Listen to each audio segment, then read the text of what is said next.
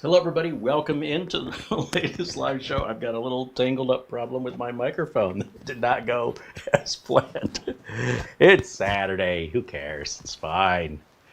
Today, I want to pick up where we left off with the Maxtang unit with the inability to enable secure boot in Windows 11 on this new mini PC. All the instructions and everything are written in Chinese. Whew, that was a sneeze. Excuse me. What a way to start the show. Maybe just one more minute is what I needed to wait. I'm not sure that this is being sold right now in the American market, and if it is, it's all written in wow, it's all written in a foreign language. It's all written in either Mandarin, Cantonese, traditional Chinese, whatever. It's Chinese. And even the documentation we received was written in mostly Chinese. And the inability to enable secure boot, what I think it is, and I learned a lot more about secure boot than I really wanted to be honest, and that is each manufacturer needs to set up their own secure keys, their own platform keys. Now, they don't have to do that for each individual model coming off the assembly line. As you can imagine, that would be very labor intensive. And some might do that, but for the most part, whatever make and model of particular machine they have, they can assign a platform key to it and just make them all with the same platform key. It's not like it's likely anybody is going to hack another person with the exact same model. You'd have to somehow know what that was that you were hacking. Anyway, that has to get programmed into the BIOS. I don't know how BIOSes are normally configured for each manufacturer, but generally speaking, you don't just take a BIOS off the shelf and slap it on and go, well, that's for that motherboard. There are options that are for each manufacturer to decide what they want to allow their customers to be able to access or which features they want to enable or not enable. And then once all that's been decided, that becomes the final BIOS that goes out onto the production machines. What it looks like, and again, I'm just speculating, I'm no expert in this particular aspect of computers, but it looks like we got just a raw BIOS before any manufacturer altering with every possible option and combination. I think this skipped a step. I could be wrong. I reached out to Maxtang and I explained that there's nothing in the BIOS as far as the product platform keys go, which they're just empty. There's no way to assign them. They have to be assigned by the manufacturer using specific instructions from Microsoft. And you can Google all this to see what the instructions from Microsoft are. But certainly not something we're going to be able to replicate or replace. The manufacturer has to provide this or you go without it. So going without it would be really unwise because of the state of security online.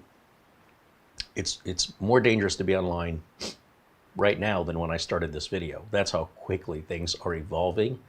And it's really important you stay as protected as possible at all times if you're going to be connected to the worldwide internet. There's people in other countries that don't have to obey US laws and celebrate internally in their country whenever they steal from Westerners. They think that's something to be proud of your children of. It's not uncommon. There's no consequence. There's no negative side. They just take your money and your identity and use that to take your money. And all you can do is protect yourself by following some basic simple rules. The work has been done for you. All you have to do is enable it, right? You don't have to install the locks in your car, just use them. You don't have to put windows in your car, just roll them up. Same kind of thing. So when a manufacturer sends us a machine for review, sometimes part of the reason they do that is to help spot anything like this that we need to bring to their attention before it gets released to a bunch of people and becomes like a negative press moment that can be very difficult to fight against, and especially if you're an unheard of brand. And it's not a good way to start a business in America, is to start out bad and then try and recover from that bad reputation. So as far as the hardware goes, it's the same kind of hardware you'll find in any similarly spec'd mini PC. And when I reached out and explained the problem, they emailed me a new BIOS. Now I want you to understand this is not a BIOS you can download.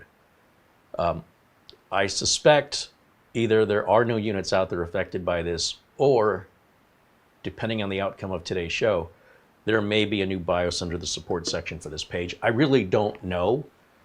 But the first thing we need to do is download the BIOS and put it onto a flash drive, which I've done here.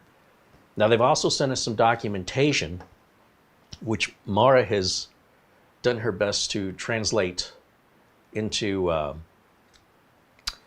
from the original PDF file they sent us into English. And I will say there's really nothing about this PDF file that's different. The BIOS flashing on a computer can generally be done one of three popular ways. One is to just run the BIOS flash inside of the BIOS, like you've seen me do here. Another would be BIOS flashback, and that's typically only done on when you have a new CPU but an old motherboard. Because these CPUs are soldered in, you'd never need a BIOS flashback option on a unit like this. These units often have less effort, I guess I want to say, a smaller BIOS memory area, so they can't have all the graphical user interface. Everything's more, typically it's more text-based. And so for me, it's like old school way of flashing a BIOS, which is we used to make a bootable floppy disk with just DOS on it, and we'd have an autoexec.bat file, and we would run that, or we would run an EFI flash or AMI flash, whatever the name of the executable file was, followed by the name of the BIOS with a few switches after the end to clear it or whatever. It's not that complicated anymore, but it still requires a bootable flash drive. So the bootable flash drive is going to boot to an EFI folder. So you've heard of a UEFI BIOS. An EFI folder is a bootable folder. You don't go through the standard MS-DOS boot sector stuff anymore, not with UEFI. So you make sure you've got a smaller flash drive that you can format in FAT32. You copy the entire EFI folder, not the files in the folder. And you can only have one folder.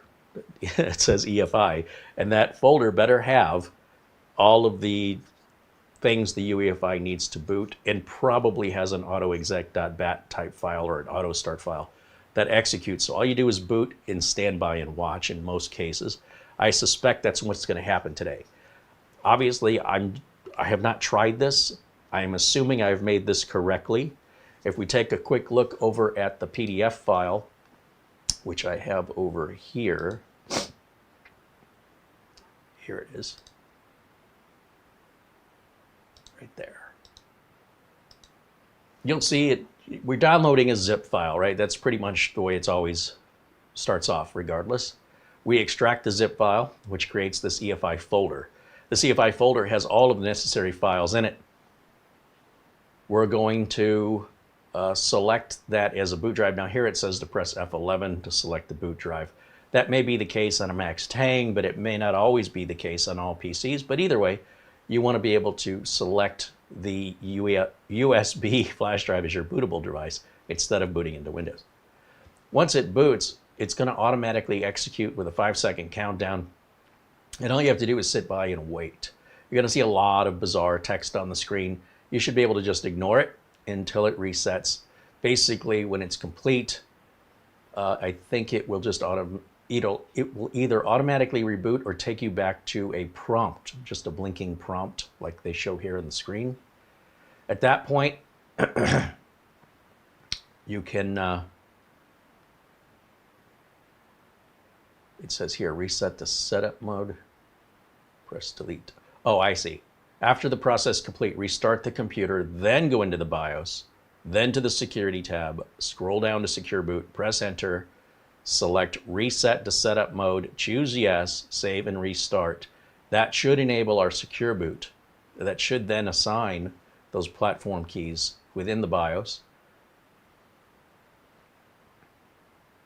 It wants us to reset to setup mode, click yes, restart without saving, reset without saving, yes.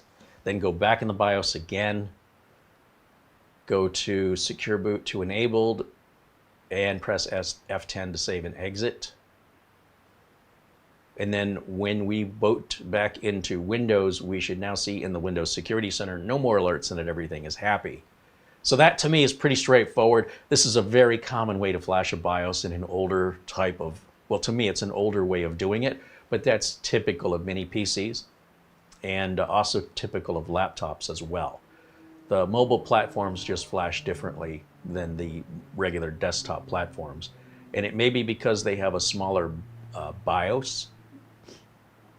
Those big graphical BIOSes require larger BIOS chips with more capacity to hold that extra information. And of course that costs more and takes up more space on the circuit board. And for cost and space reasons, I imagine on mobile platforms like mini PCs and laptops, that may be the reason why they do have this older text style interface. So that being said, I mean, there's nothing here I really need to remember, I don't think. So I think we can just try this out and see if it's going to work. I've downloaded the zip file, I've extracted the EFI folder, I've copied the EFI folder onto this flash drive with nothing else on this flash drive. It is formatted in FAT32. I'm going to plug it in any USB port back here. Any one of them should work. I need to give this power. We're going to leave the internet not plugged into it right now. And I need a keyboard and a mouse. So let me grab that and bring it over here. I feel really confident this is going to solve the problem. So if it doesn't, I'm going to be very surprised and dumbfounded. So here we go. I'm going to take camera 1 here and move it up into a corner. Just like that. We'll turn off the window capture. And we're going to turn on camera 2. That's the cable here. I call this camera 2. We'll turn this on. We'll start pressing F11 on the keyboard here right away. Just press it over and over and over again. We have the Windows Boot Manager, right? We have the UEFI built-in shell. There's the Kingston. That's no, that's the internal. That if we select that, that's going to boot to our Windows. We have the built-in EFI shell. I thought I'd see a flash drive in here. What happens if I select the EFI shell? Let me just see. Oh, I suppose that's it. Let me get rid of my camera so we can totally see the screen here.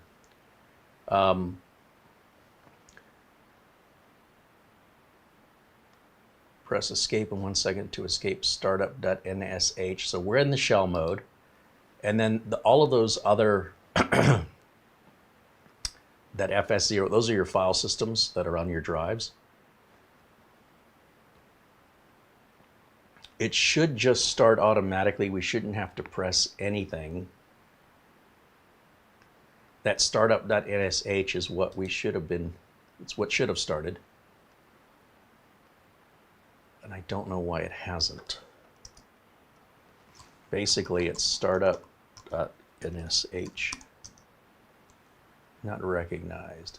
So I'm wondering if that's because, you know what, let me look back at their documentation. I might have been a little overly confident on this, but I thought, oh, you know what, it doesn't show us the boot menu. It just says press F11 to select the USB drive. I never saw the USB drive being offered. Normally, you can get the EFI shell just by itself as part of the BIOS. So I'm going to turn this back off, and I'm simply going to plug the flash drive into another different port here. In fact, I'm going to trade places and plug my keyboard and mouse in the back. We'll plug the USB up in the front. And as it boots this time, I'll start pressing 11 one more time. We're going to try this again. And now, there it is. That's the flash drive. So when I press enter on this, it should automatically boot to it. It says at the bottom of the screen, it's going to run startup.nsh, and it is running this time.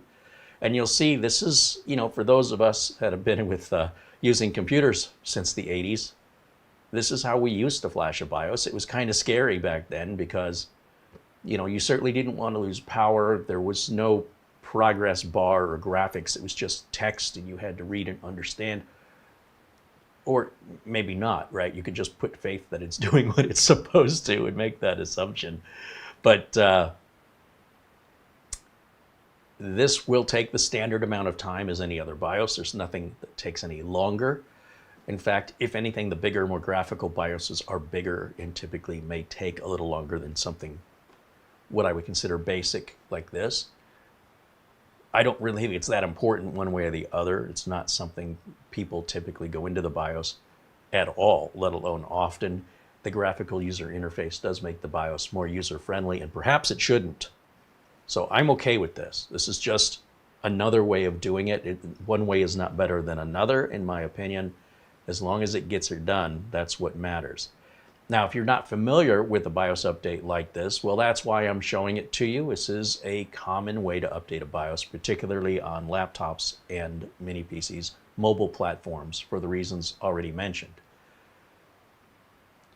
Basically, it's the same rule, right? Once we set it, we just leave it alone until it's done. It'll be pretty obvious once it's finished. As a reminder, once it's done, the instructions want us to go back in the BIOS and go back under Security, under Secure Boot, and reset to the setup menu. There's going to be an option there that says reset to the setup menu. It's going to ask if we're sure. We're going to say yes, and then it's going to ask if we want to reset without saving, and we're going to say yes again for some reason. Should say save and restart, not save and reset. So I do think they still have a little work to do in this BIOS with regards to the phrasing. However, once we restart, we're going to go back into security mode again, and then we should be able to enable Secure Boot. That's the process they want us to follow, I believe. And we'll find out here if this works. We are live and unscripted as always, so everything you see is happening in real time, and we're really doing this. The end results will be the end results. There's Frankie B with a $5 super chat. Thank you, Frankie, as always, for your contribution, your generosity. Thank you to our friend Buster. Peter Laycock with a 10-pound super chat says, good evening, Carey and Mara and everyone in the chat. All the best from Bonnie, Scotland, where the temperature in Edinburgh is 38 degrees Fahrenheit, which is 3.3 degrees Celsius. Ooh, that's almost freezing. Oh, that sounds cold. Welcome in. Shout out to our friend David Graham, who had given a super chat yesterday, and we missed it. So he said, hey, why didn't you call out my super chat? I do apologize when that happens. It's definitely not intentional. We are live, and sometimes I just don't see one. I feel terrible about it. But we certainly thank you, David, for your continued support, as always. As we continue on with this BIOS update, it's not going to take much longer, I can tell you that. I don't know how much time it has left without a progress meter, but whatever it takes, it's worth the wait. We've had this thing sitting on a shelf for about 2 days, and you know, waiting 10 minutes is a lot better than waiting 2 days. Okay, so it's worth the investment to be patient and allow it to complete without interfering with it. At least, unless you want this project to continue indefinitely. But if you'd like to get it done and move on, anytime you're dealing with a BIOS, it is absolutely critical that you get out of its way until it's done. Of course, a shout out to our friend Oystein joining us from Norway, and Paul Gray in Australia. I'll shout out Charlie Purdy as well as Rob Foster.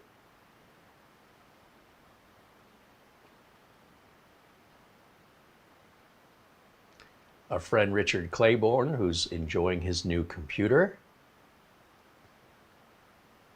Canton Blinsky says hello. Garfield Rupe says hello. There's our friend Mark Gaines in Northern Ireland saying hello. Mortant 1210 joining us in the chat room. Brian Rhodes is in New York. He says it's 54 degrees Fahrenheit there in New York. It's definitely fall, and I'm okay with that. I've had enough of the 100 degree Fahrenheit plus 100 degree plus Fahrenheit weather. It could stay this way for the next 12 months. I'd be okay with it. All right, you'll see now it says process completed. Now at this point, you don't have to do anything other than shut the computer off. So if I come back here to camera 1, just so you can see what I'm doing, I can hold the power button in until the machine shuts off.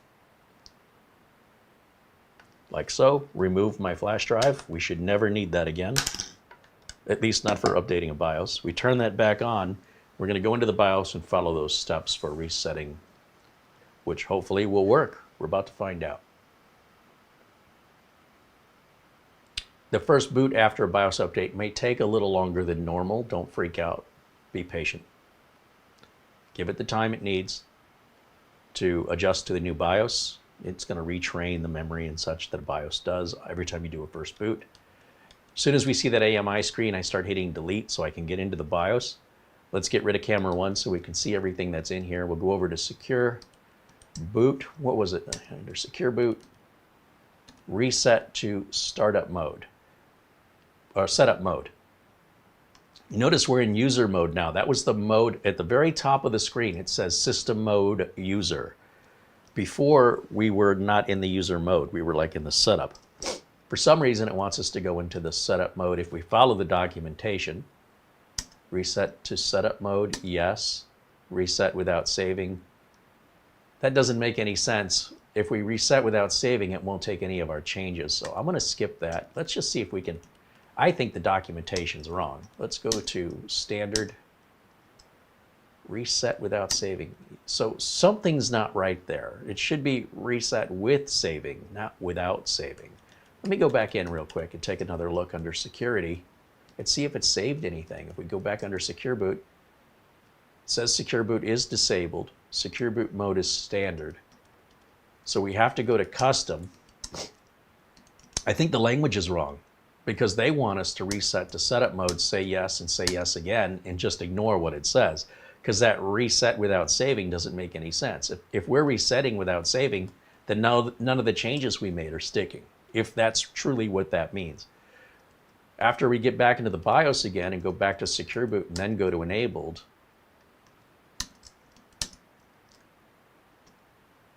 then we should be able to go to save and exit. Now, if I go back in the BIOS, that secure boot should stay enabled. So every time I'm resetting the BIOS, I'm hitting delete to get back into it so I can check the status before we get into Windows. Now look at that. Secure boot now says it is enabled. That's all we were looking for. That's it. That's the ultimate goal. What's interesting is if we were to look at the keys, I bet you there's keys in here now. Look at that. We did not have keys in here before. This was all zeroed out. That's why it has to be provided by the manufacturer. That's why there's nothing you can do to fix this. It's impossible for you to fix this unless you have access to the manufacturer's keys, which seems unlikely. You must reach out to the manufacturer in this scenario, and this is the first time I have ever seen this before, so you're unlikely ever going to encounter this scenario. But for the sake of explaining how things work, I didn't make any changes here, so we'll restart and we're going to let it go back into Windows, and we're going to check our Windows security settings, which hopefully will now be happy with no more hazard sign. Let me go full screen over here so I can see that the way you guys at home do. It doesn't say Maxtang anymore. Remember where it says AMI? They did put their company logo, so this BIOS still needs a little more work. I do believe that save changes in, or not saving the changes is phrased, it's phrased wrong in the BIOS. They need to correct the wording, and they probably want to put their company logo back on. I can also plug my internet cable back in because I'm realizing by looking at the lower right corner of the screen, we have the globe that indicates we're not connected online. So let's go ahead and plug our Ethernet cable back in. I probably could have had it in the whole time, but I was just trying to reduce things to diagnose if things did not go as planned. So we didn't need it. Why have it until we need it? Now, if I scroll down and pull up the Windows security that's hidden back here, you will see we get that yellow triangle still. And now it's not for device security anymore. Now it's for Microsoft account protection. I don't have a Microsoft account. And it's wanting us to turn on app and browser control. I absolutely turn this on and recommend you do too. That's it. Everything is now happy. And if I right click on the taskbar so I can always see that Windows security setting, and I recommend you do the same. We go down here to other system tray icons. I don't need to see the Microsoft Office. I want to see safely eject, Windows security, Bluetooth. And now I can see there's a green check next to our Windows security. You want to keep an eye on this, folks. And the fact that Microsoft hides it from you is a gross error in judgment from the management at Microsoft, in my opinion. This should always be visible to you at all times. It only takes a millisecond of a hacker to grab your computer in just that brief moment that you were vulnerable, because it's an automatic bot that runs 24 hours a day, 7 days a week, and it never goes away. There's so much bot traffic on the internet that even viruses released in the 90s are still out there trying to infect computers, even though those have all been blocked through firewalls. They're well known. They still keep trying. There's no way to turn those off. So with that being said, let me jump back over to our chat room. Bring back camera 1 here. And as you can see, all the time we spent on this trying to figure this out, it's a very easy fix, and that fix had to come from the manufacturer. And that's why I recommend if you're buying something new and it doesn't work, you should not have to go through what we went through, nor should you think that that's acceptable. If it's brand new, it should not require repair. You send it back to the manufacturer, let them fix it and send it back, or better yet, get your money back and buy something else. Our case is a little different because we're reviewing a product that may not be available for sale yet, and they're asking us to take a look at it. That's what we do, all right? Think of us as quality control. Sometimes we get products before they're made available, or sometimes at the same time, so that not too much is rolled out. But the manufacturer is really confident, right? And then they send it to us. It's like, whoops, okay, we gotta, we're glad he brought it to our attention so we can fix it. That's why I have it. Now, once we've moved past this issue, how is the rest of the computer? Well, once again, just to remind you, the machine itself, let me see if I go back into my, where is it? Let me go back to my video notes here. We should have a link to this still that takes you to Amazon. And Amazon has a free 30-day return policy, so you don't have to worry about, oh, what if this happens to me? What you should worry about is what's the build quality like, what's the performance like, what's the fan noise like. And in that way, it's very similar to other mini PCs in this price range with these products. Whether or not that's ideal for your budget and your needs, I can't say, but we have links in the video notes, both to Maxtang directly to their website, and to Amazon. So I'm going to bring up the Amazon link. We're going to look at this one more time. I'm going to go back over to my capture here, turn that off, and let me turn this on.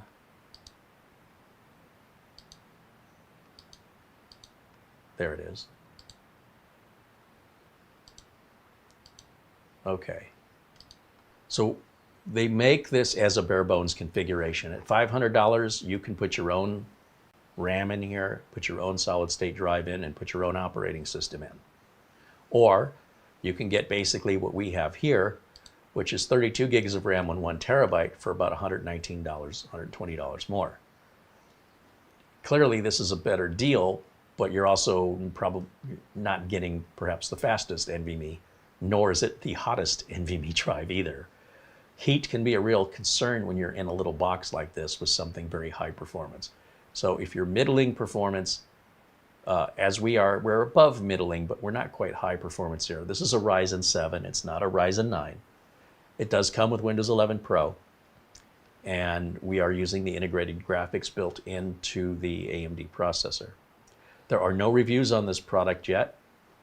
It does say they are in stock and are available next week. So I don't know if they're shipping directly from the manufacturer, but if they are, they have time to, this is an easy fix to do.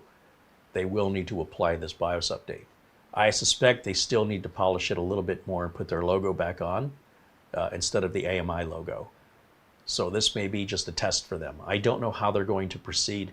And until I know that, it's really hard for me to recommend this to you unless you understand, hey, you know what, I'll roll my dice. The company took care of Carey. They'll likely take care of me if I have any problems. And if not, I have a full 30 days to return things to Amazon. In fact, during the holidays, Amazon typically extends the return until the end of January in case you're buying it as a gift, and then that person doesn't open it until Christmas, and then they have 30 days after that from when the person receiving the gift decides if they want to return it. I don't know if Amazon has started that yet, but that they do that every year, and it's an extended return period specifically because, in case it's a gift. They don't ask, all right? You just tell them you don't want it, doesn't matter why. And the normal 30-day period is extended for that reason during this time of year only. So you do have peace of mind there. The color on this is interesting. It's like a pearl white. It's a very strange, almost an iridescent white. I don't know, that's neither good nor bad, really. If we were to grab our external Zyke drive, we can test that USB 4 and see if it's actually running at 20 or 40 gigabits per second. Let me just jump over here to my parts counter and see what we have. Yeah, here we go. I keep everything put away for just such an occasion. So we've got the Zyke drive. This is an external USB 4 drive, and in order to achieve what should be about 3,700, 3,800 megabytes per second, which is faster than the internal speed of a Gen 3 NVMe, we can now get externally with a Gen 4 NVMe and a USB 4 enclosure. These enclosures are about $100. They're not cheap. And the drives, once again, they're not going to be cheap either. If you want the performance, just like a car is going to cost you more for the higher performance model.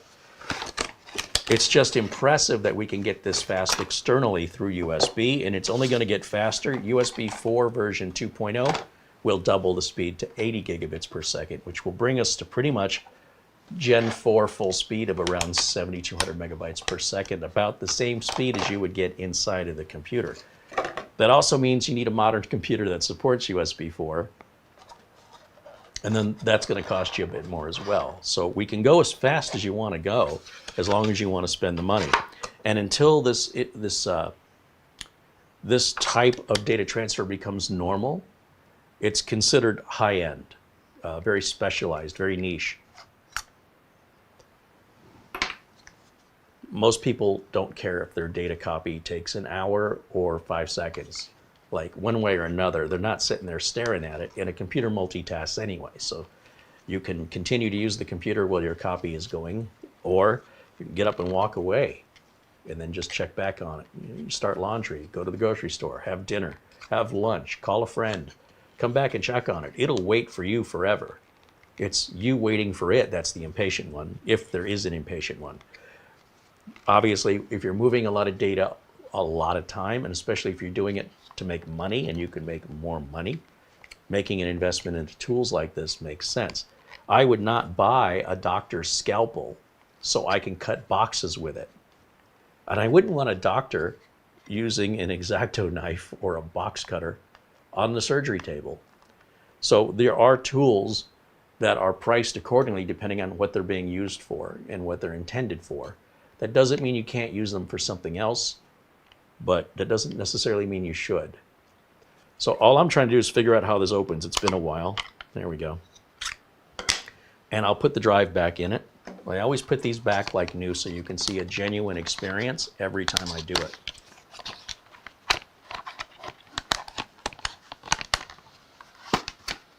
Okay, so we're going to grab that out of the package. I can't remember if I left this formatted. I think I did.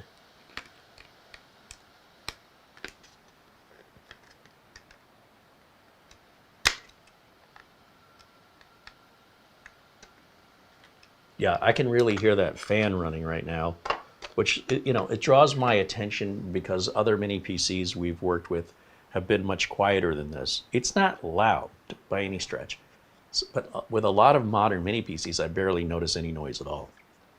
And we're just idling here, so, you know, maybe it's doing something in the background, resizing a swap file, grabbing a Windows update. But when you hear that fan crank up, it's doing something. All right, so we're going to put that in. Now, we do have a review of the Zyke drive. If you've missed it, you can go back through our video library. We keep all of our video reviews up for 12 months for free, after which they go into our archive. And if you're a member and support the channel, not a subscriber, but a member, you have full access to the archive along with other benefits of being a member. That's helping keeping us sponsor free so we can continue to do the projects we want to do, review the products we want to review, and we don't have to be beholden to any corporation's permissions of what we're allowed to say or review. And that's all financed through you guys. You guys are basically the sponsors. And those of you who are enjoying this content for free, please know it's the other members in the chat room that you see there with the gold badges who've been able to provide this content to the free viewers. It's not coming from me. The YouTube revenue that used to come in from advertising is 90% less this year than it was 2 years ago. It's getting worse. It was 80% less, now it's 90%. I do the same work and make 90% less. Is that a job you'd still do, or would you quit? But the viewers have stepped up and filled that gap, and we're mostly where we were before. We haven't grown and we haven't shrunken, and hopefully we can just keep that momentum moving forward, and we can continue to bring you new products. Now Zyke, just for full transparency, Zyke did send us this drive for free. We did buy the NVMe drive. Maxtang sent us the unit for free. Both companies have no contract with us. There's no NDA, there's no requirement that we have to get their approval for anything. I think that says a lot about a company when they have that much faith in their own product that they don't have to control the review. You got to do it a certain way. We need to check these results before you publish them. Now, if you're very confident in your product and you're willing to sell that to a customer, and that customer's experience may not follow your exact steps for the best performance, that's not the customer's fault. I'd say you misled the customer. So anytime you run into companies that want to control the review, that worries me. Like, what are they trying to hide? Why do they feel they need control? If you've got a good product, let me review it the same way an end user would buy it and use it, and then determine if they're happy or not. Anyway, let me plug this into the back port. I don't know if both ports are the same or not, but we're going to plug this into the USB-C port. That should be USB 4. And then let me go back over here to the input to the desktop, which has gone to sleep. I might have the power mode settings still defaulted to shutting the screen off, which is why you saw no signal, I bet. Let's type in edit power plan. There it is. Yeah, that's exactly what happened. Let's go ahead and change that to 3 hours so it won't do that during today's live feed. And we're going to turn off sleep mode because we don't have batteries in this. There's nothing to preserve there. Now, I'm also going to need my utilities flash drive that has Crystal Disk Mark on it. You can download Crystal Disk Mark for free, but to save time, we're just going to put a flash drive in here and copy that over. I always use the portable edition of this software. I don't like installing programs on customers' computers. Even if I uninstall them, it leaves a history and registry and sometimes system files behind. That, to me, is not a new computer anymore. So I always use portable software when testing, and then it leaves no trace and leaves the computer pristine. So Crystal Disk Mark is what I want. And while we're in here, we can go ahead and grab hardware info, Cinebench, and see if this thing overheats at all. And I like to put VLC on these, and of course Uncle Carey's Windows 10 optimizer. We'll put that on there. I always apply my Windows 11 fixes too for browsing to our NAS, or a customer browsing to their NAS. I just get it out of the way. Oops, I already did that one, didn't I? Uncle Carey's is what I need. That right there. Okay, now we can eject this flash drive. Now you'll notice we got the hazard again. If this was hidden, we wouldn't see this. Let's see what it wants. Virus and threat protection has stopped. We need to restart it. That's fine. Let's go ahead and restart the computer. And while it's restarting, I can go ahead and remove the flash drive. Maybe that's why I heard the fan cranking up, as it was getting an update from Microsoft. That happens automatically in the background. So we're going to just go down here, eject the Extreme. That's my USB drive. And you see how everything looks happy, but down here, oh, it took a minute, but now it's a green check. Now it says we don't have to restart. Interesting. I'm going to restart it anyway for a nice clean start, and then we'll go ahead and run Crystal Disk Mark on the internal drive just to see. These are these Kingston industrial drives, almost universally used by many PC makers. They run about 5,000 megabytes per second on the Gen 4 side.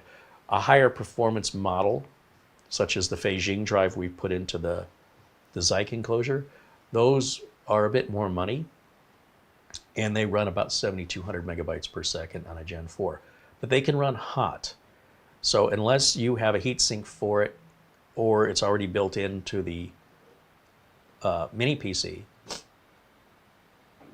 I would avoid trying to put something that's really super fast in a mini PC that doesn't have either a heatsink or cooling fan in that area, or you might run into some heat issues whenever you're reading or writing data and it gets really, really slow. If you're only writing a little bit of data, it won't get that hot. But on the other hand, it'll never get that fast either. So you might as well just save your money and stick with the Kingston either way. Very few people notice the difference outside of benchmarks. There's a psychological issue that's going on, and it's being fed by online content creators that more is better. But it's just simply not true in any aspect of life. And I want you to remember, there is a point of diminishing returns, and it varies for each one of us. And it's up to you to decide when you've crossed that line and whether or not you're wasting your time and your money. You might like wasting your time and money. What do I know? But for the rest of us, just so you know. Now, as this comes up, once again, you're going to see that hazard. And that's typical as the machine boots. And then once it initializes, it should go to a green check. And it did. That is perfectly normal. Nothing to freak out about. We're going to go over here to Crystal Diskmark. And let's just take a look running Diskmark 64, the portable edition here. Let's just try the C drive, right? We're on the C drive here. And we're going to fill in all of these fields with the performance numbers that actually exist without any manipulation. It's the same test we run on all machines, and that speed is really, really, really bad. 3775 is far short of what a Kingston drive should be able to do. Now, Kingston did have a bad batch of Gen 4 drives, and it's possible this has fallen into that batch. We will make Maxtang aware that as far as a Generation 4 NVMe drive goes, this is the bottom of the barrel. You are literally just 200 megabytes per second faster than a high-end Gen 3 drive. These are the speeds that Gen 4 barely starts at and goes up to twice the number you're seeing. If we saw 7,300, a little under twice the amount, that's what the Gen 4 drives are capable of on the higher end. These Kingston drives should be hitting 5,000. If it was a Gen 3 Kingston drive, it would not exceed 3,600. That's how I know this Kingston drive is Gen 4, because it's going faster than Gen 3 can go, but not by much. So something is wrong with it. So we're going to alert Maxtang that they have some faulty Kingston drives. We've seen this with other mini PC manufacturers because they're all sourcing these basically industrial drives from Kingston. And they had a bad batch. That's all there is to it. Now, whether or not you notice the difference, I can't tell you. The idea that I'm supposed to be getting around 5,000 and I'm not getting it, whether or not I use it, at this point now, it's about what I paid for. Versus before, I'm warning you not to pay for stuff you don't need. We've already paid for it. So if I paid for a large soda and they fill it all up with ice, okay? And so I have barely any soda in my cup. I'm going to complain. This is not what I wanted. Or if they only fill it halfway up, well, then you should have, I should have paid for a medium or a small. It's not the point of whether or not I drink it. What I do with it when it's mine is my business. But if I have no intention of drinking a large soda, I'm not going to pay extra for the large soda. Now, in this case, this is sort of a combo meal, right? You're going to get the drive and the RAM set up as a combination for that price. And we should be seeing 5,000 megabytes per second. Whether or not we notice it in actual everyday use is not the point. If I paid for 32 gigs of RAM and I'm only using 16, and I go in my system properties and it says you only have 16, well, where's the other 16 I paid for? What difference does it make? You're not using it. Well, then refund me the money. So that's the issue. It's about getting what we pay for on the one side of it. And then on the other side of it is I'm warning you, why pay for stuff voluntarily just to get bigger numbers that you won't benefit from? So I don't want you to hear hypocrisy. I want you to hear there's two different sides to the same coin here. Ordering something that's supposed to be a certain way versus ordering something that you want because you saw some content creator talk about how fast it is, and now you're spending money unnecessarily on an item that won't benefit you just because you want to see bigger numbers. I want to be clear on this so that you have the proper expectation moving forward and you have nobody to blame but yourself if you become victimized either through a seller selling a defective product or through yourself believing a content creator's information applies to you for some reason. We're just here to provide you the information. What you do with that information is up to you. I wouldn't sell a machine like this to a customer advertised the way it was advertised. Now, as soon as this test ends, we're going to try the Zyke drive after this. And yeah, these numbers are not good. And it's not a problem with the computer. It is strictly a problem with the NVMe drive. If we switch the NVMe drive out for another one, like even another Kingston of the same model, it'll likely hit 5,000. If I switch that internal NVMe drive out with the one I put in the Zyke drive, we will see 7,200, 7,300. So it's not an issue with the motherboard or the CPU or the RAM. Just so you know, this is a pretty common thing found on Kingston drives, and it affects a pretty large percentage. I'd say about 30 to 40% of the Kingston drives that are sold to mini PC makers are defective. Based on our anecdotal experience with different manufacturers, it affects them all equally. And they use them because they're cheap. We're going to save this right on the desktop, and we'll send a copy of it to Maxtang so they're aware of it. Let's just call it Crystal Disk Mark. And we'll set this as a JPEG image and place it on the desktop. Save. Now we're going to drop down. Oh, we don't have the USB drive. Okay, let's go to disk management and see if it's in there first of all. Do we have 2 drives? No, we just have the disk 0. There's no disk 1. That's interesting. Let me unplug my, oh man, that thing wasn't even fully seated. Let me plug in the drive one more time. Now, I can see a problem already that when I plug the USB 4 Type-C plug into this computer, it's almost like the USB port's too recessed in there. It's like it just falls in. Now, I don't know if it's that particular plug or if that receptacle is just recessed in too deep. Sometimes, and I'm sure you've all experienced this, when you have these USB-C cables, they won't fit unless you use the one that came like with a mouse. I've got a mouse here where, I guess it's not this mouse, where this, oh, it's the keyboard. The USB port on this keyboard is recessed into a hole, and if I don't use the USB cable that came with it, the edges around the cable block it from being fully seated. So I have to get the cable that came. I don't know why they do that. Or I have to wiggle it and push it really hard just to get it to seat and hope it's actually charging and I'm not hurting anything. So what we're going to do is we're going to use the Zyke sends you 2 cables. They have the included cable that sits in here to be, portable. And then they give you this longer USB-C cable. Maybe that will seat better in the back, or maybe that port is just too recessed. Now that one snapped in. That felt much better. Let's go back over to camera 2 here and see what it looks like if it detects it. Yeah, it did open a new window up for us. Let me go full screen on that. There, I can see it now. Now when I check Crystal Disk Mark, I should have a drive D available to test. If not, we just need to close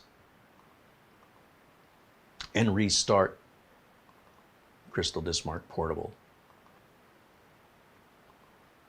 Then it refreshes and it should see the D drive. And it does. And we're going to hit all. Now we should see up to 3,700, 3,800 megabytes per second if this is a full USB 4 40 gig per second port. They can tell me all day long what it is, but how it performs is ultimately the most important, most accurate result. And yes, that is USB 4 40 gigabits per second. It's doing exactly what I said it should do if it were working correctly. So the good news is that's functioning as it should.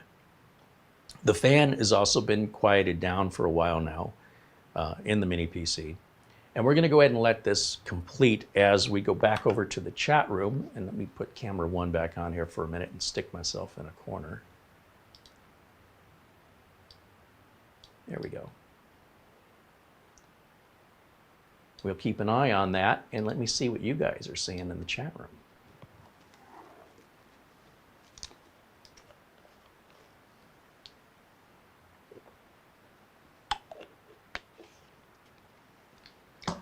Once again, this is the series of steps that I've gone through with regards to setting the secure boot up are not normal things you should have to do. Even if you're building a brand new computer, that should be the default settings in the BIOS, ready to go from the manufacturer. This one, the manufacturer thought was ready to go, and we made them aware that it isn't, so they can make that correction. With regards to Kingston, that's really Kingston's fault. Most of the time, the manufacturers have no idea until a user brings it to their attention. And from my experience, the manufacturer will send you another Kingston drive. It's nothing you deal with Kingston. Kingston doesn't honor the warranty that what they sold to Maxtang or anybody else. Just like Dell honors the warranty for everything inside of the Dell. So if MSI makes Dell's motherboard or Intel makes the chip, they have no warranty through the manufacturers because they were sold at a discount to Dell. In exchange, Dell would provide all the support. So if you have a Kingston or a Crucial memory in your mini PC that came with the mini PC, that's under warranty from the mini PC manufacturer as though it had their own name on it. And they got it cheaper for that reason. So if you have this situation, you would contact the manufacturer and I would expect them to send you a replacement drive. We'll see what Maxtang says. We're going to email them and let them know the performance of this Kingston drive is underperforming and that we've seen this numerous times with Kingston drives. It's not them, it's not Maxtang, but they need to be aware some of these Kingston drives out there in their market that they're buying these are defective. They are not running correctly. Most end users would never know if they didn't run the test. It's not like you're going to see a big difference. And they're not going to reach out voluntarily and offer to replace it for you. It's not a recall. You have to be aware that something isn't right under the warranty period with every single mini PC manufacturer. They're not going to reach out to you and let you know. That would cost them a lot of money. Ignorance is bliss, as they say. If you don't know, everybody's happy. And if you do know, they should make you happy because you're going to be one of the few people who notices. Rip City Raider renews membership, now a member for 20 months. Thank you for that, Rip City Raider. He says, thanks for 20 months. I'm looking forward to many more great months. Well, thank you. We're looking forward to many more great months with you too. Absolutely. The numbers on this Zyke drive are really doing well. As you can see, 3800 on the reads and the writes is exceptionally fast for an external drive. Once again, some of you might be hearing hypocrisy. Why is it okay for the internal Kingston drive? Let me rephrase. Why is it not okay for the internal Gen 4 Kingston drive to run at pretty much the same speed? And you're saying that's terrible. But the Gen 4 drive that's plugged into the Zyke enclosure is basically performing the same and you're praising it. That makes you a hypocrite. No, that makes you not listening. When we move data to an external storage device, it moves much, much slower than this. You need USB 4, Thunderbolt 4 to get these kind of speeds out of an external drive. And since USB 3 is not capable of speeds this fast, you need a USB 4 drive to achieve these speeds externally. But the same the same NVMe drive that we have in this NVMe enclosure, if it were placed inside of the computer, would run at over 7,000 megabytes per second, just not externally. There's no way for us to get that externally. At least not through USB or through Thunderbolt. And I suppose if you figured out how to run a cable out of the M.2 slot and ran it outside of the case where it's open to the environment and your cat can play with it, you could get those internal speeds and then probably burn your fingers every time you touch it. So I just want to clarify that because we often have, unfortunately, some viewers who hear what they want to hear instead of hearing what I say. Now, I don't know if that's going to prevent it because I've just called it out. That's why I've called it out, is I'm hoping that if anybody brings that up, I can just delete their comment because clearly they weren't listening. But that is the main difference, external versus internal. And when we have an internal Gen 4 drive, that means performance up to as much as 7,300 megabytes per second. Because the Kingston drive is a middling drive, it's not the high-end performing Gen 4, about 5,000 is what we should expect. Somewhere in that area, 4,900, 5,100, 5,300, any of that would be fine. But 3,700 internally on a Gen 4 drive, something's wrong with the drive.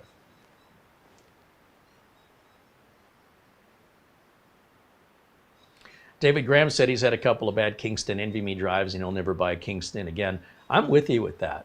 I've not been happy with the Kingston memory, Kingston flash drives, none of it.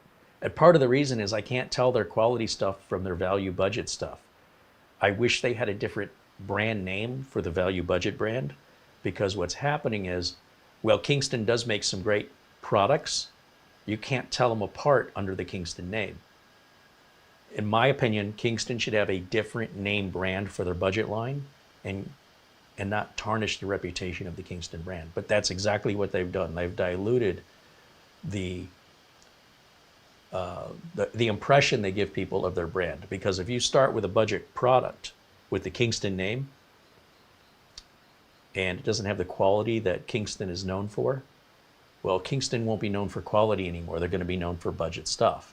They dilute the value of their brand. What a bizarre choice for Kingston to make. Every company makes mistakes. Every company can get a product that's defective. It sucks, it's inconvenient, but the important thing is that the company takes care of you. Now in this case, it wouldn't be Kingston, it would be Maxtang. And we'll let you know what Maxtang has to say about this. There's our final numbers on the Zyke drive. The other thing I want to check is the front USB port. It's my understanding, it's what I've been told, is the front USB port that's Type-C doesn't run at USB 4 speeds. I just want to verify that. It certainly wouldn't be unusual, but it also wouldn't be unusual if they both ran at it. I can't see why they would undersell us, but I've seen mini PC manufacturers undersell all the time. Whether they tell you it's a 64 gig RAM limit when it's really 96, or they tell you there's a 2 terabyte storage limit when there is no such thing as a storage limit. But here's what I'm going to do. I'm going to go full screen again over here. On let's see, let's go to the desktop first. Whoops, right click, full screen. Okay, so these are the numbers that I'll save. File, save as Zyke drive, USB 4, back. Okay, that's the back of the PC. We'll save it as a JPEG image and we'll throw it up on the we'll throw it up. Better phrasing, Carey. We'll put it onto the desktop.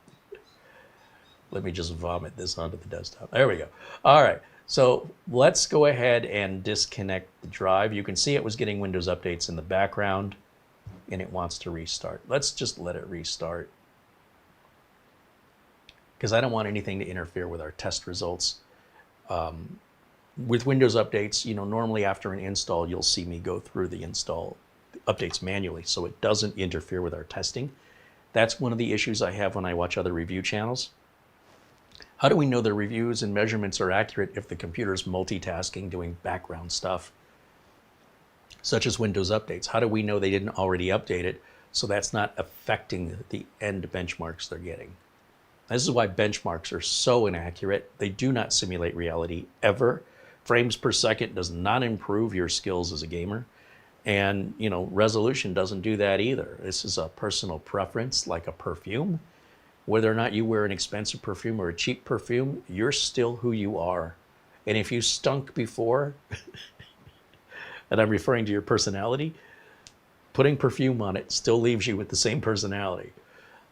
I just point that out because I see so many people trying to buy their way into success rather than earn it through work. And if I see it, I'm calling it out for what it is. I have a lot of respect for people who earn their way to the top. But for somebody who's born into it and it's handed to them, certainly I'm jealous. But I mean, anybody could do that. Or people that just have a lot of money and can buy their way to the top. again, anybody with money, that doesn't require any special skills. Now, let me go back over to full screen on my desktop here, or on this desktop here, so I can safely disconnect this drive. Right down here, we'll choose to eject the phasing drive. It's interesting, it sees the name of the internal drive, not the name of the enclosure. And then let's just go ahead and move it to the front. Yeah, that cable definitely fits a lot better than the other cable that they've included. Now you'll see the volume opened up. It's still labeled volume D. That's okay. And let's run Crystal Disk Mark one more time. I imagine this will run at about half that speed or slower, maybe only 1,000 megabytes per second. If this is USB 3 with a Type-C connector, let's find out. We're still on drive D from the last test. I'll hit all, close that behind, and we'll see what these numbers are as I go back over to the chat room and see what you guys are talking about here. Yeah, I called that. 1,000 megabytes per second would be essentially USB 3.2, 3.1, 3.2. It's 10 gigs per second, right? You could just do the math by chopping a zero off of it if you want to estimate what actual speed you're going to see from megabits to megabytes. It's not exactly precise, and the bigger the number gets, the less precise.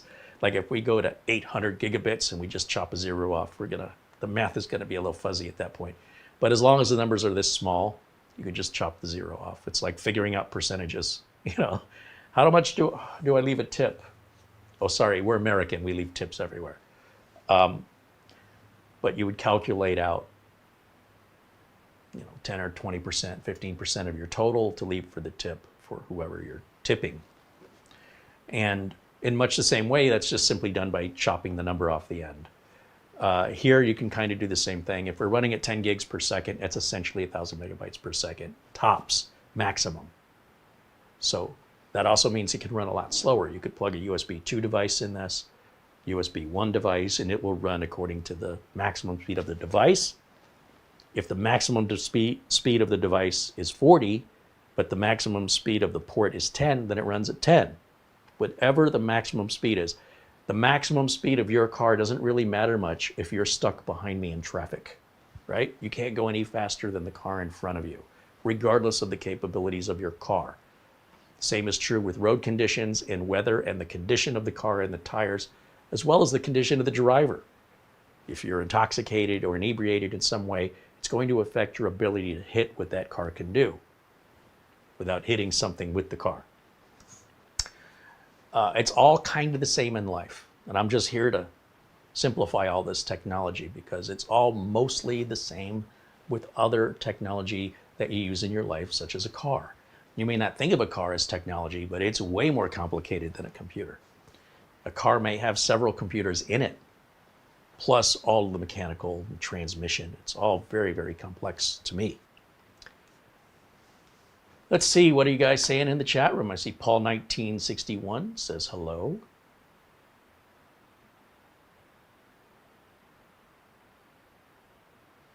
Dazzle said, I've been watching Carey for about 8 years and really enjoy his videos. Well, thank you, Dazzle. We enjoy having you here.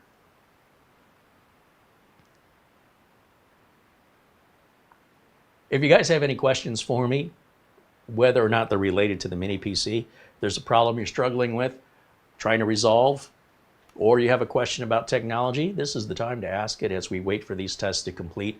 Again, that 10 gigabit per second transfer rate, that is back and forth, and the drive is capable of much faster than that. So achieving the same read and write speeds, those are just 4 megabytes apart. That's essentially the same. That's what we want to see. Mats Olof joining us from Sweden, Switzerland. I think it's Sweden. Mats Olof says hello. Welcome in, Mats Olof. You'd think I would know by now. I think I'm going to confuse Sweden and Switzerland for my whole life. If I haven't figured it out by now, I don't think it's going to happen. Regardless, we're happy to have you in here and good to see you, my friend.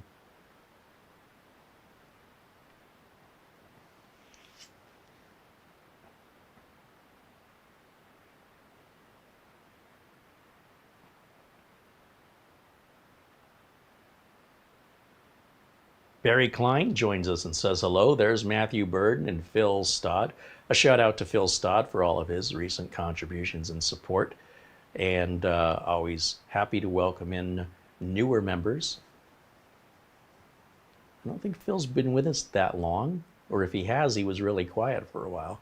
And seeing him much more active. Here's the thing, you could be watching me for years, but if you don't tell me, if you don't participate in the chat, I don't know that you're watching. I've never heard of you before. So you might feel like you know me pretty well. You get to see me and hear me, but I don't ever get to see and hear you guys. The most I can do is see the chat room. And so if you're not jumping into the chat and saying hello, I have no idea you're watching. And we'd love to hear from you. We'd love for you to jump into the chat room and say hello. Just be kind. Saying hello is a very normal thing to do as an introduction. And then you'll find other people say hello back to you. It's pretty neat how that works. So we hope if you haven't done that, you will reconsider. We'd love to see you in our live chat. That's the benefit of this channel versus almost every other channel on YouTube. We're here to interact with you. And if you choose not to, you might as well be watching TV. If you're watching the video after it airs live, there will not be a chat room available. Or if you're not logged into YouTube, there will not be a chat room available. We do these shows many days a week, every Monday and every Friday, and then usually during the holidays, like in November through Christmas, things get really busy and we're broadcasting nearly every day just to keep from getting buried in how much work we have to do. We try to start the show at 1 o'clock p.m. year-round. That's Phoenix time. But Phoenix, unlike most of the United States, we never change our clocks. We do not have a daylight saving time, so we don't honor it. In the meantime, those to the west, they move their clocks back an hour in the fall and move them up in the spring. When they move them up in the spring, they're on the same time as us, but when they move them back an hour in the fall, they're an hour behind us. But we never change. Same with the East Coast. They'll be 3 hours ahead of us half of the year, but in the fall, when they wind that clock back an hour, they're only 2 hours ahead of us. It's pretty simple math when you think about it. It does confuse some people, unless you're in Phoenix. But that's why there may be a time discrepancy where you're like, oh, you used to start at 1 and now you start at noon. Well, that depends on where you live. And of course, once we reach out to Europe and other countries, then the time difference is 9, 10, 11 hours. Let me go back over to the desktop here. We're going to save this result because this is our front USB. So just to keep myself sane, we're going to save the image as a JPEG again. Only this time, I'm going to just rename where it says back to front. So that means only the back port is USB 4. And it could be USB 4 half speed, right? We've seen that before as well, where you're getting a ×2 instead of a ×4. That has all been implemented correctly on the Maxtang. For as much as we're pointing out inconsistencies in performance, it's good to know what they've gotten right as well.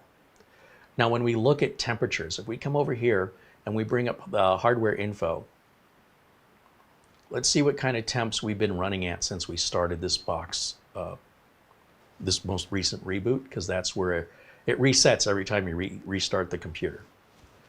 And when I say it resets, we're talking about these values that appear here with current values, minimum values, maximum values, and average values. And where I'm particularly interested, because I'm hearing the fans, is on the temperature of the CPU itself.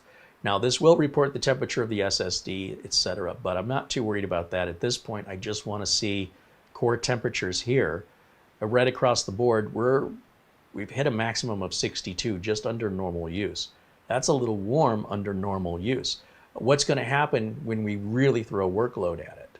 Well, let's find out. We're going to move this over here, and we're going to bring up a very unrealistic synthetic benchmark that exhibits the kind of work no user is likely ever going to do outside of running a benchmark, just to see a worst case scenario that's likely never going to happen. Will it overheat in a worst case scenario, or will it handle it? I don't know. There's one way to find out. We're going to hit the start button here, and then I'm probably covering up that temperature. Let me bring that back, because these first 90 seconds are where it's going to get hottest. Let me move that to the other side of the screen because I realize my camera is probably blocking. And what we're looking at here, we've got all 8 cores of our AMD CPU and our current temperature. Now the CPU should raise in temperature as the workload raises, and once that workload is completed and a lighter workload then is next, the computer's not just processing one workload. To make this image or to run any software is a series of processes happening very quickly, just like the lights in your house. The lights in your house work by turning on and off very quickly. If you have LED lights, dimmable lights, they are flickering so fast your eyes can't see them. But people who work under flickering lights sometimes get headaches and other issues. But LED lights can flicker so much faster than fluorescent lights, it really doesn't have that effect on human beings. It's so fast. But rest assured, the lights in your ceiling, the lights that light up your room, they are turning on and off very, very quickly. That's how they work. When you raise or lower the brightness, they use more power, get hotter, or less power, and get cooler, depending on how much power they're using at the time. So when we're processing even a Word document, or we're browsing the web and loading a website, your processor is going to be tackling some bigger tasks and some lighter tasks. And it's normal to hear the fan kind of crank up a little bit and then to go back quiet again, because that particular task was harder on the CPU. It processed it, and now it's doing the following tasks, which perhaps aren't as heavy resource intensive. When we're running Cinebench, we're running a solid, very resource intensive series of tests for an extraordinarily long amount of time. This kind of resource usage is not typical of an end user. That's why these benchmarks are so ridiculous and over the top. There are some end users that really do use their computers in real life that would use this kind of resource for this kind of time, but it may be 1 in 500,000. It's very infrequent. Certainly no more than 1 every 250,000 PC users. And they will typically be in a business environment or just some enthusiasts that may be doing a lot of video encoding or something constantly all the time. At some point, you got to run out of video to encode, I guess, but I don't know. Now, I can hear the fan getting louder, and that tells me the temps are getting hotter. And one of the ways you can control the temps is you can reduce the wattage, in the BIOS. You can say, I don't want my CPU to run at this high of a wattage. That reduces the amount of electricity and cost of electricity the computer needs. It also reduces the heat, but it also takes down your performance. If you have a high-performance sports car and you want to gingerly apply the gas pedal and accelerate in a very calm manner from a stop to whatever, 0 to 60, if you do that with a steady foot and you're not jumping on the gas pedal and being a lead foot, or you're not steady in your acceleration, but you're uneven, you're going to get uneven gas mileage. Most people would say you didn't buy a sports car for the gas mileage. Well, good for you. You're basically advertising you have money to burn, quite literally. If you were to do the opposite, if you bought a Prius and you were just jackrabbit starting every single time, foot to the floor from a red light, as soon as it turns green, you got your foot down, you're going to get about 14 miles per gallon out of that Prius. So there is this aspect of it's not what you drive so much as how you choose to drive it. And the same can be said for a computer. A lot of people feel like if they're not getting the full wattage of their CPU, they're leaving performance on the table. But it's typically the end user themselves. They're the ones that need to be fixed. They're the ones that are the performance. They're degrading the performance of the machine. They're the ones holding it back. The human is the one. And rather than improve their performance as a human, they'd rather spend some money or tweak some settings, and that makes them feel better. But the fact is, for most people, it's not a noticeable performance increase raising it another 10 watts because it's an insignificant performance percentage that you're increasing it by. And if such minor little percentage points matter to you, you should probably be building your own machine. That's my belief. Now the fan is getting really, really loud, and we are seeing temps. If we look here on the far, where is it? Under the maximum temps so far recorded. And remember, these are just peaks. They won't stay here. They will peak and then they'll drop back down as the workload is constantly changing. Right now, we're running in the 70s. Our minimums before we started the test, just idling at the desktop, doing normal things people do, like browsing the web or opening email, you're going to be sitting under 50. And then when we hit our peaks, we're hitting peaks of 83 degrees Celsius. That's it, 83. That's really, really good. That suggests to me that we may not be getting all of the power to this machine that the CPU can handle. That also means it's going to run cooler and the fan won't get all worn out or super loud as we achieve those higher temps in order to receive single-digit percentage point increases in performance. You're going to pay for it. You're paying for it in gas, right? You want to race cars on the street racing? You're going to be visiting the gas station sooner than if you just drive the car conservatively, like a normal person. If, on the other hand, you own a race car and it's your job to race, then you have sponsors and you're pouring a ton of money into a pit crew and high-end equipment, and you're a specialized driver who understands how to get the most out of that equipment with a specialized pit crew who also understand how to get the most out of that equipment. And this costs hundreds of thousands of dollars per race, every single time you race. It is profoundly expensive. If you want that out of your home automobile, you're going to be sadly disappointed and probably go to jail. That being said, you can use your computer any way you want to. I'm not your daddy, despite what your mom has said.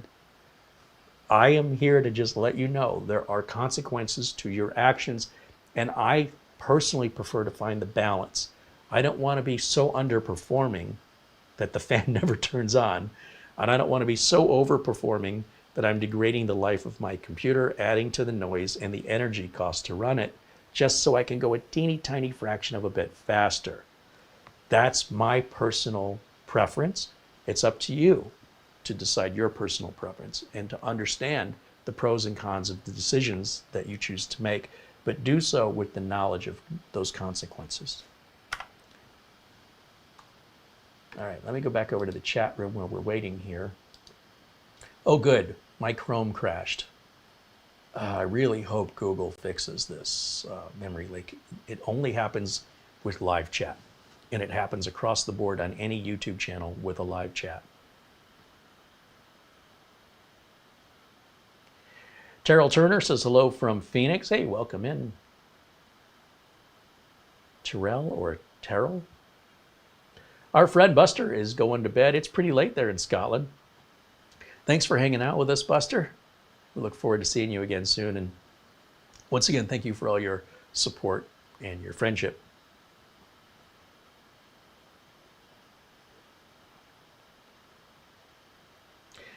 Dave Leonard said, I've been watching Carey off and on for years. I figured it was time to join as a member. Thanks for welcoming me. Well, thank you for becoming a member. I really do wish we did not have to turn the memberships on. I wish that the regular ad sponsorship was paying us like it used to. But we don't have any say in that. So we really, really, really appreciate your memberships. You guys are effectively the sponsors now.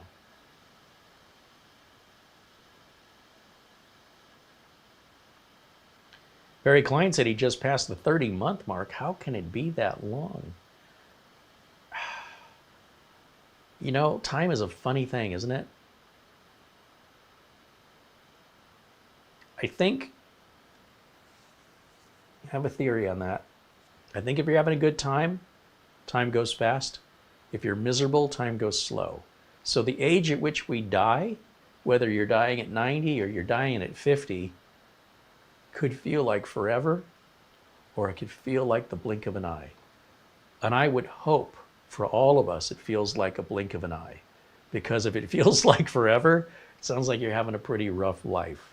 So maybe it's a good thing that 30 months just went by. Because I think if you were sitting in a jail cell for 30 months, it might feel like 90. I don't know.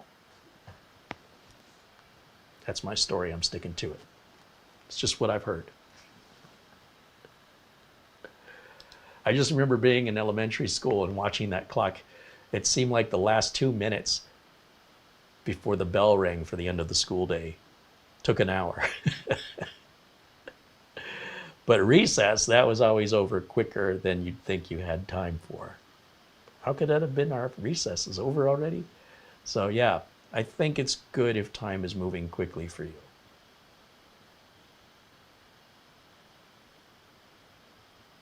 $36 Bounce wants to know how long will the SCD Key Black Friday deals last? They have not specifically given me any date. If there's a deal you want to take advantage of, I would suggest not hesitating. I also would assume, and I'm just assuming, speculating, that SCD Keys would keep the deal through Cyber Monday and likely well into the weeks leading up to the holiday, to Christmas Day. I don't know that they will. In fact, they could also discount more heavily or remove the discount, or the discount's always there. The 30% off using my code Carey is always there right up to the end of the year. When we reach the end of the year, we'll have to renegotiate if we want to continue. Without the benefit of PayPal being there for the last couple of months, we have witnessed a significant decline of sales. That's why it's no longer VIP CDKs, but it's SCD keys instead of VIP CDK deals because of the frequency that our users want to use PayPal. So to bring the PayPal payment option back, we had to switch sites. As a result, all that momentum we built up going to that site, we're starting over and we have to build the momentum up again. And it's always very slow going. So they're certainly very eager and motivated to want to get your business. For that reason, I would think they're going to extend the sale, but I just don't know. Why are you smiling? I just think it's funny that you seem to stumble on the name, so I want you to say it 5 times fast. Okay, 5 times fast. That's what you wanted me to say.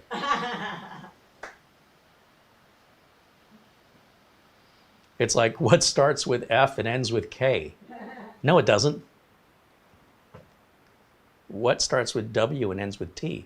Anyway, let's run the second test here just to verify that our temps aren't going to change beyond the maximums. Usually, Cinebench R23 will hit those maximums within the first 90 seconds of the test. So we'll let that run and we'll finish this. So yes, we might be a little undervolted here with there's a range, don't get me wrong. It's not like they're undervolting. The engineering specifications of these mobile chips have a range. On a laptop or a mobile platform, that would also affect your battery life. I want you to keep that in mind. There is a price to be paid for higher performance that deals with heat, the degradation of the electronics inside, as well as the amount of energy that it's costing you, whether that energy is coming from a battery or from a wall outlet. Think of it no differently than a high-performance car and you're expecting great gas mileage out of it. You can if you drive it conservatively. The way most people drive a car. If you want a race car, you can have a race car, but you're going to spend a lot more to maintain it. The parts won't last as long, and you're going to spend a lot more in operational cost. I don't know why anybody would want that, but in a business that I'm in, my customers always want the best bang for the buck. They don't want yesterday's stuff, and they don't want tomorrow's latest and greatest bleeding edge. Nobody's buying a Ferrari for the gas mileage or for the fact that it's trouble-free maintenance and reliable. It's not why you buy one.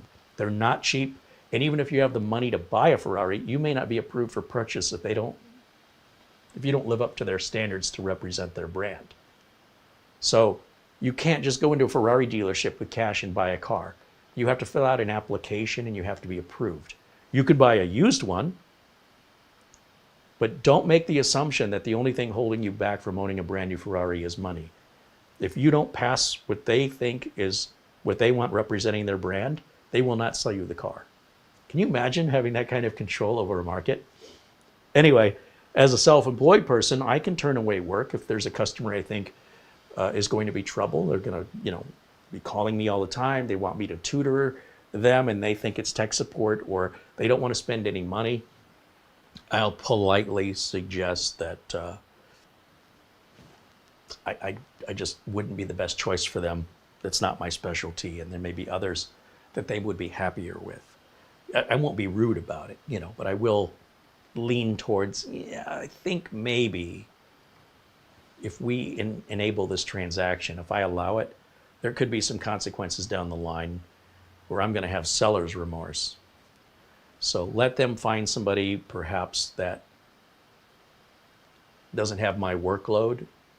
Say a kid in high school may be really inexpensive and enjoy tutoring you, and may be a neighbor. They're right there. You can ask them questions all you want. If that's what they're looking for from me, I know it's going to upset me, and they're going to be upset that they're not getting what they think they paid for. And so I will politely decline the work. And in much the same way, Ferrari can tell you, you can take your money and go buy a Lamborghini for all we care. We're not selling you our car. You don't meet our muster for who we want as customers. Crazy, right? The good news is no such limitations or applications are in the PC space. If you can afford it, you can buy it. And if you're prepared and ready to handle the maintenance, the lifespan degradation, and the extra cost of operation for all of this extra little bit of performance, have at it. Nobody's stopping you. But if you want the best bang for the buck, well, you're at the right place, because that's our main focus. I think Maxtang has some polishing to do. I think we have a really good foundation here. I'm not sure it's ready for prime time, but I don't think it would take much. They're very, very close to being something I would recommend. We just have to, first of all, if you have a Maxtang computer, let me know what you think about it. Let me share your experience with us in the comments below the video. There are no reviews on Amazon for this unit yet, so we're going to wait and see what other people say before I recommend it. I'm also not recommending it. I'm kind of in a wait and see mode. This has promise. This particular model from Maxtang, I can't speak to any other models. And I'm just hoping this is a prototype and that the final product isn't that, you know, that these issues we've pointed out will be taken care of. I don't know with regards to the fan noise that it's nothing a redesign, anything other than a redesign can fix. And as a result, I think that's just the way it's going to work. And the fact that there's no fan on the underside where our RAM and storage are tells me you should not be adding anything hot under there. Don't add more components. You're just adding more heat without any airflow. It's all just passive. You will probably run into a heat issue. So if you need more storage than what this comes with, you either replace the drive that it comes with to one of a larger capacity, or better yet, hook up an external drive. In the end, it's going to be far more reliable. Also, if the machine should fail and now you can't get to your data, as long as it's on an external drive, you won't have that issue. And if you ever want to expand it further, you can just keep adding more external drives to your heart's content. You don't have to use a 40 gig external drive. You can buy very inexpensive external drives. Oftentimes, they can be cheaper than internal drives, like a mechanical Western Digital Passport or Western Digital Elements or Seagate Passport as a little laptop mechanical drive. You can get several terabytes for like 60 bucks. They run off USB power, and through the USB ports here, you'll transfer data around, 150 megabytes a second. Now, yeah, we can transfer data at 3,700 megabytes per second, but we're going to spend a lot more money to get there. So you can get the capacity of multiple gigabytes, multiple terabytes, or for the same price, get a smaller capacity, but it's faster. Whatever makes sense to you. But I would not add any more drives inside of most mini PCs unless they have proper cooling on the underside, which would only make this even louder. So there's a con to that as well.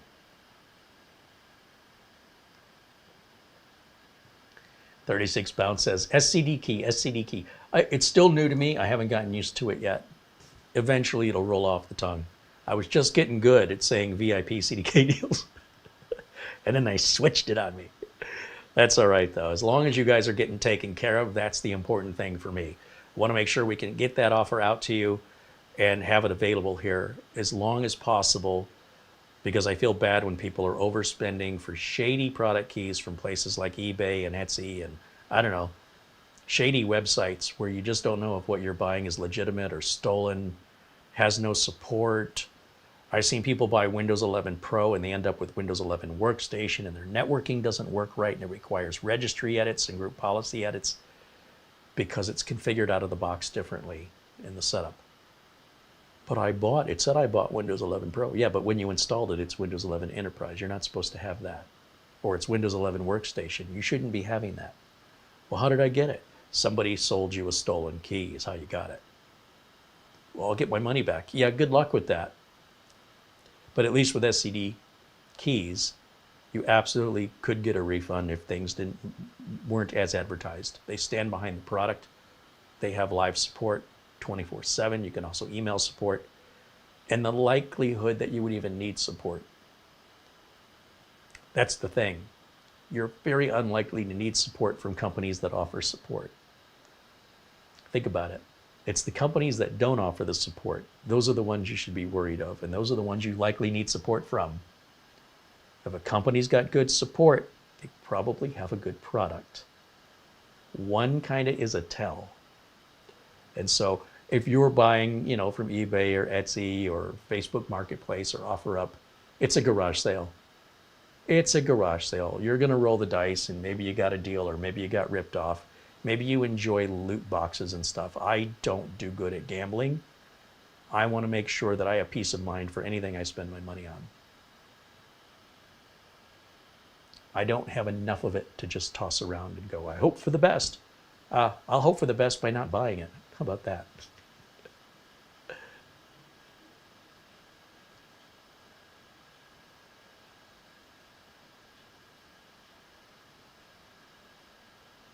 Let me see a close-up here, or full screen, because I can't read the screen as small as it is, to see our temperatures.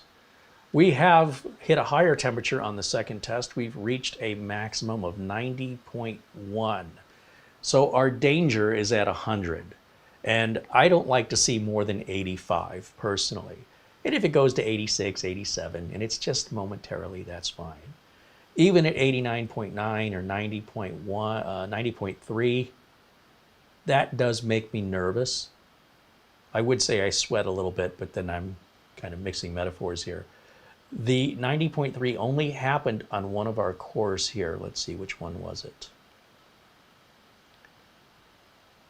That's just on the main CPU core. But if we look down at the cores themselves, oh, the cores themselves are fine. It's just the package temperature here that got really hot. Okay. Still, I'd like to see that at 80, no more than 85. 90.3 is okay. Once you hit 95, and like the AMD 8000 series desktop CPUs, they like to run at 95, and I think AMD is insane. Because I guarantee you that the lifespan of that chip is going to be degraded. And for AMD to say that's normal, I completely disagree. And it's why you don't see any AMD 8000 series desktops built here.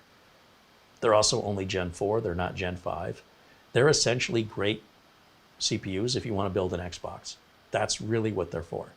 Now, the 9000 series is a different story, and the mobile chips are a different story. So even though this is an 8000 series AMD, it is not a desktop chip. It is a mobile chip. It is soldered to the board. These two, despite having being in the same family, they are very, very different. Any of you who have siblings likely know what I'm talking about.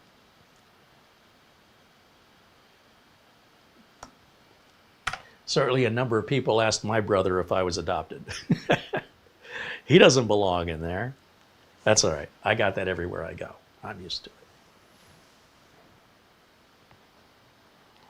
36 Bounce says, thank you. I'm going to be getting Windows as well as Office. Watch for those combo discounts where you can get an Office and Windows key for a couple dollars less. AC's Drafting wants to know, from a security perspective, is Windows 11 safer than Windows 10 now? Yes. Windows 11 was safer the day it came out. Because of the requirement of TPM and Secure Boot, the day Windows 11 came out automatically made it more secure than Windows 10. I will say, no matter how secure your operating system is, you can still make boneheaded decisions that get yourself infected. You can have the best alarm system on your house, but if someone knocks on the door and says, "Hi, I'm with the power company, can I come in?" and you let them in and then they take you hostage because they're really criminals. Oh, criminals lie? You defeated your whole burglar alarm system yourself. You're your own worst enemy. In the same way, you can buy a safe car, but you can drive it poorly and crash it, and no one would guarantee that you would not perish. They can advertise the car as having the highest safety crash rating available, but that doesn't mean you get to skip making decisions behind the wheel or learning how to drive without consequences and possibly death. As long as the operating system you're running is supported, so Windows 10 is still supported, you're fine. Windows 11 is also supported, and it's newer and it's more secure. However, we don't know what you're getting attacked with, what attack vectors are going to attack you right now, tomorrow, next week, or last month. In some cases, that Windows 11 might save your bacon. In other cases, those type of attacks haven't happened to you yet. Or it may be the way you use the computers. You're a very safe driver, so you're not likely to get into an accident. And so the crash ratings don't matter for you because you never crash. That doesn't mean somebody else can't crash into you, but so far, if you've been driving for your whole life and that's never happened, sounds to me like you're a good driver and you live in a safe area. None of us are 100% immune. We always put ourselves at risk when we step outside or answer the door. In some cases, even answering the phone. But the best security that is available for any computer that's ever existed is the end user. So long as you're making sure you're using that is an operating system that is supported, you should be fine for most scenarios. Windows 11's a bit better, and as time moves on, Windows 11 security is going to become more and more relevant, and more possibly you're going to benefit from it more likely as the attacks, the style of attack, the frequency of attacks,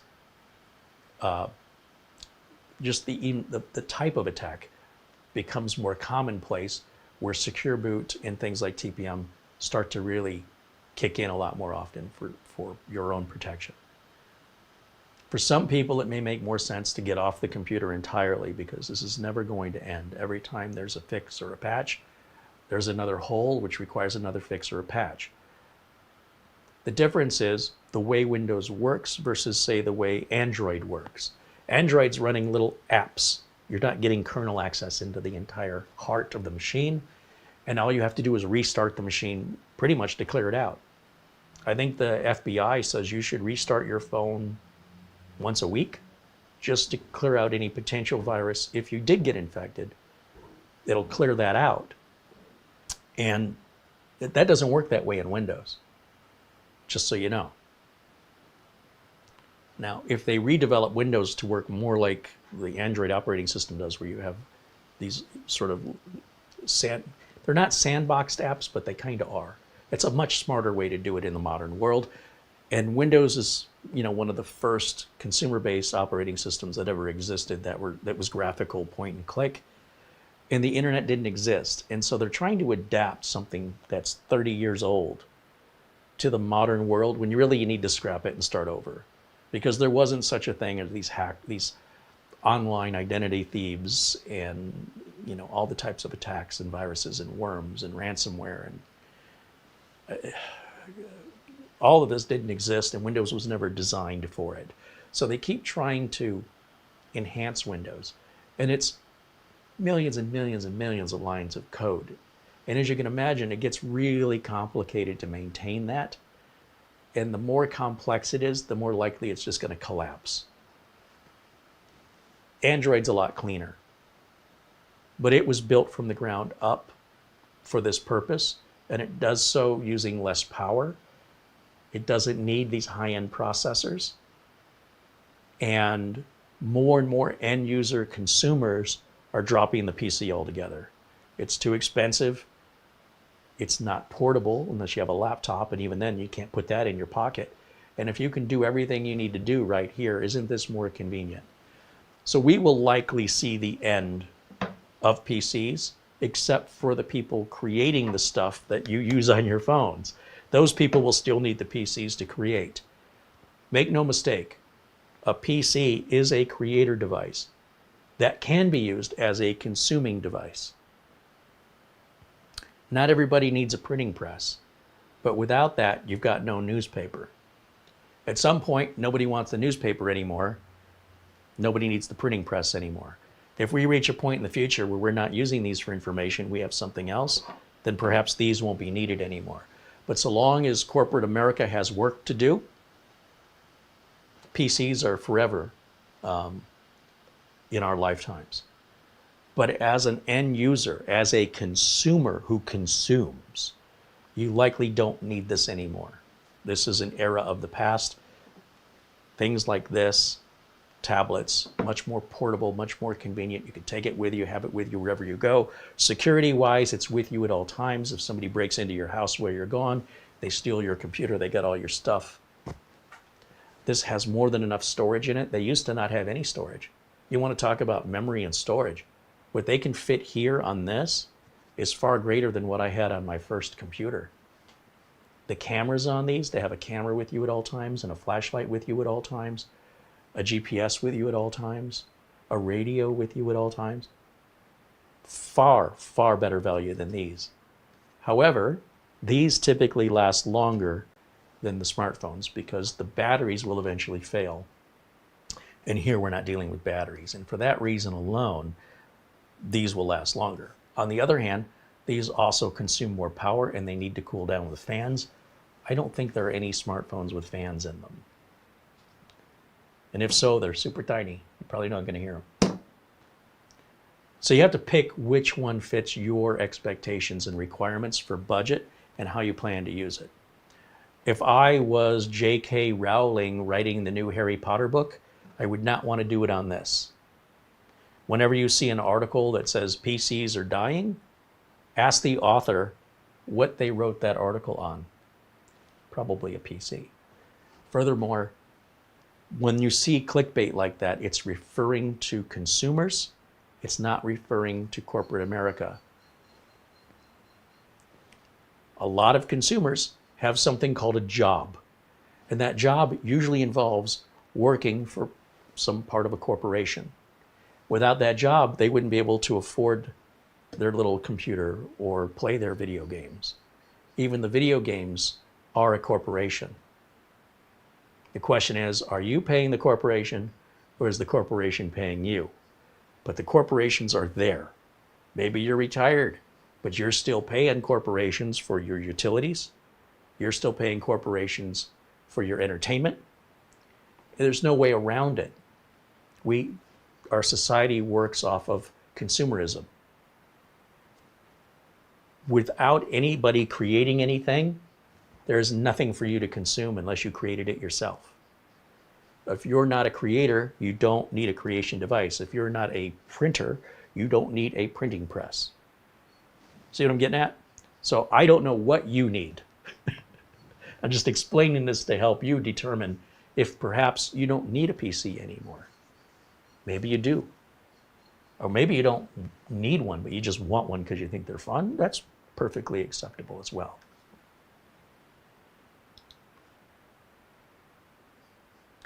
Let me see what our final results are here with our heat torture test. It looks like, yeah, 89.9 and 90.3 were our maximums. And again, temps that high do make me nervous, but it would make me nervous if they stayed there. The fact that they hit that and for just a second or two and then came back down, this computer didn't crash, it didn't fail, it completed the task. The fan obviously got louder as it needed to fight that heat. And it may be possible for us to go in the BIOS and make that wattage higher, raise that performance up and raise that heat level up, but I wouldn't. I think we're right at the edge on that. I think the manufacturer's done a good job deciding what the appropriate wattage should be for the type of cooling solution they have and the chip that's being used. Under extreme circumstances, which most people would never put this chip under for any length of time, let alone 10 minutes, per test that we just ran. 10 minutes on the first test, 10 minutes on the second. 20 minutes of flat out high resource intensive use is not typical or common. So even if you did do it, you wouldn't do it every day all the time. And you're going to be fine. You're not going to crash. I don't think there's anything to tweak or tune or to make better. I think that's right on the line. And that's about as good as you can hope for. If that's not good enough, then you need to buy something more expensive. Or build it yourself. I was just scrolling through here to just take a look at some of the other information that you guys might find useful or interesting. Interestingly, it shows our phasing drive because I left it plugged in and the temps on that. Anyway, let me go ahead and close this out because we got our results. We have our scores also. If I close this window, you will see our final Cinebench R23 scores. And we're at 13,840 on the multi-core and 1746 on the single core. If that means something to you, doesn't mean anything to me. This is not an AutoCAD workstation, and it's an unrealistic test to run. It's like, why don't we do a 0 to 60 time in the Prius? I mean, okay, but it's not really what it's... You can. I don't know why you'd want to. If that's important to you, you probably shouldn't be buying a Prius. That being said, this is neither a budget PC nor is it a high-end PC. It's sort of in the middle, the upper range of the middle is where I would place this. And they still have a little refinement to do. And I do think they need to look into this Kingston drive issue. That's a real serious issue plaguing many, many PC manufacturers. And most content creators aren't even talking about this, right? They kind of jump on a bandwagon, but it's obvious. And for that reason, I make my videos because I have a different approach. And I'm not saying that approach is better than theirs. I think it's an important thing to discuss what other people aren't discussing. Because we don't discuss it doesn't mean it doesn't exist. A lot of content creators get their information from other sources and they're just repeating back rather than discovering on their own. And you can see me discovering on my own on a live video. You can see me figuring it out. You can figure it out with me. You might be ahead of me saying, oh, how long is it going to take for Carey to see the obvious? That's the difference between my channel and other channels and why it's so important to me to keep making these videos. There's plenty of the other videos out there. I can easily repeat other people's things. And I might occasionally. However, I like my thoughts to be uniquely my own. And it's up to you to determine if you can relate to them or not. It's not a question of right or wrong here. It's really a question of perspective. And I try to offer a unique perspective, and if I can't do that, I'd rather not do it. Because quite frankly, if it's already been covered every which way on the internet already, on YouTube or on other platforms, there's no sense in me adding to the chaos and the noise. I'd rather find my own quiet corner and step away from the crowds. That's just me. That's the way I've always been. And if you see a value in that, then you are in the right place.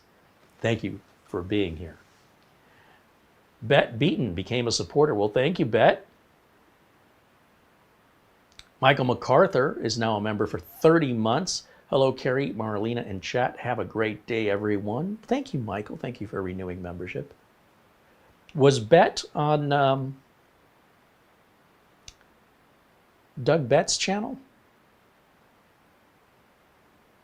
I recall Doug Betts offering technical support live on one of his Saturday shows. And I think the person he was helping was named Bet. Yes, Doug Betts was helping somebody named Bet. You want to bet me? I know what happened. I remember it. Anyway, welcome in, Bet. Don't mind me. I'm just having a squirrel moment. Get a little distracted and go off on a tangent. Imagine how bad that's going to be in 20 more years. Did I tell you the time when I was 6? Would you like a candy? That reminds me, you know, candy was invented. Hold on a minute. Weren't you showing me how to install a hard drive? Let me just finish my story about this history of the candy cane. How did we get here? You can start making fun of me now.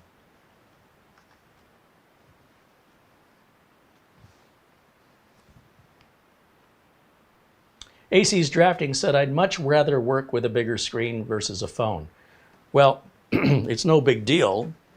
on most phones to just grab a USB Type-C, plug it in, and HDMI on the other side, and you're on a bigger screen. You can also connect screens wirelessly on most modern phones to most modern TVs, right there over the network, and hook up a Bluetooth keyboard. Everything's going to be battery operated, however. So I hope you can write quickly before the battery on the keyboard or the tablet dies. But you can do it. You absolutely can do that. You can bring your phone with you on holiday, plug it in with an adapter to the hotel TV's HDMI port, and stream your shows. You know, Spotify is doing video broadcasting. So I just created a new channel called Technobabble on Spotify. And I've uploaded my first video to test it, which is just a video we did here the other day. And it works great. So you can now watch videos on Spotify. I think that's awesome. I don't know how much I will pursue this, but I like having another backup place if something should happen to the channel at YouTube or something like that. And many people don't know about Odyssey and they don't know about Rumble because we have channels there as well. But they're all duplicates of what's happening here. This is where we interact. Sometimes we post the videos on Twitter and Facebook or Twitch. They just don't get much traction there. So maybe Spotify may be a new sort of home for this content, as well as maybe if I want to pontificate on tech or tech news as a podcast, it may be more appropriate there rather than here. But I'm just sticking a toe in the water. And if you guys have feelings about that either way, be sure and let me know. Mitch Morrison's joining us. He should be home soon, the end of vacation. Going to be time soon to talk about the new vacation. I wonder where Mitch goes to next. Is there anywhere he hasn't been? Good to see you, Mitch. Hope things are going well. Of course.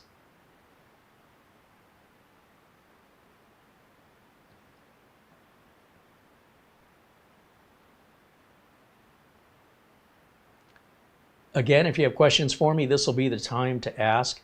We do like to wrap these videos up at around 2 hours when, you know, I will finish whatever I've started. And lately, that's taken an extra hour or so.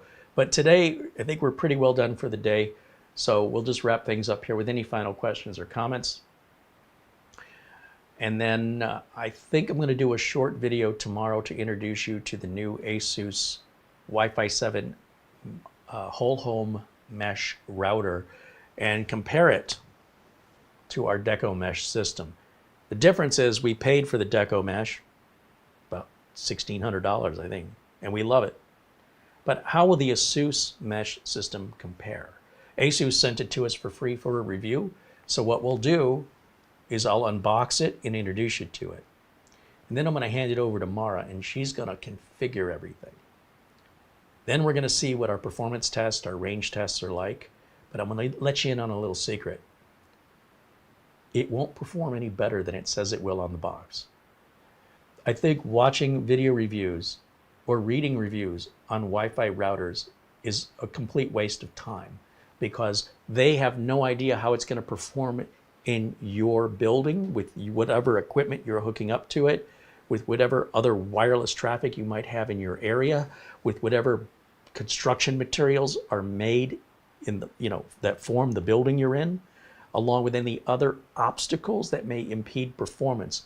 All the manufacturer can tell you for sure is this is the best the router can do wirelessly for range and speed under ideal circumstances.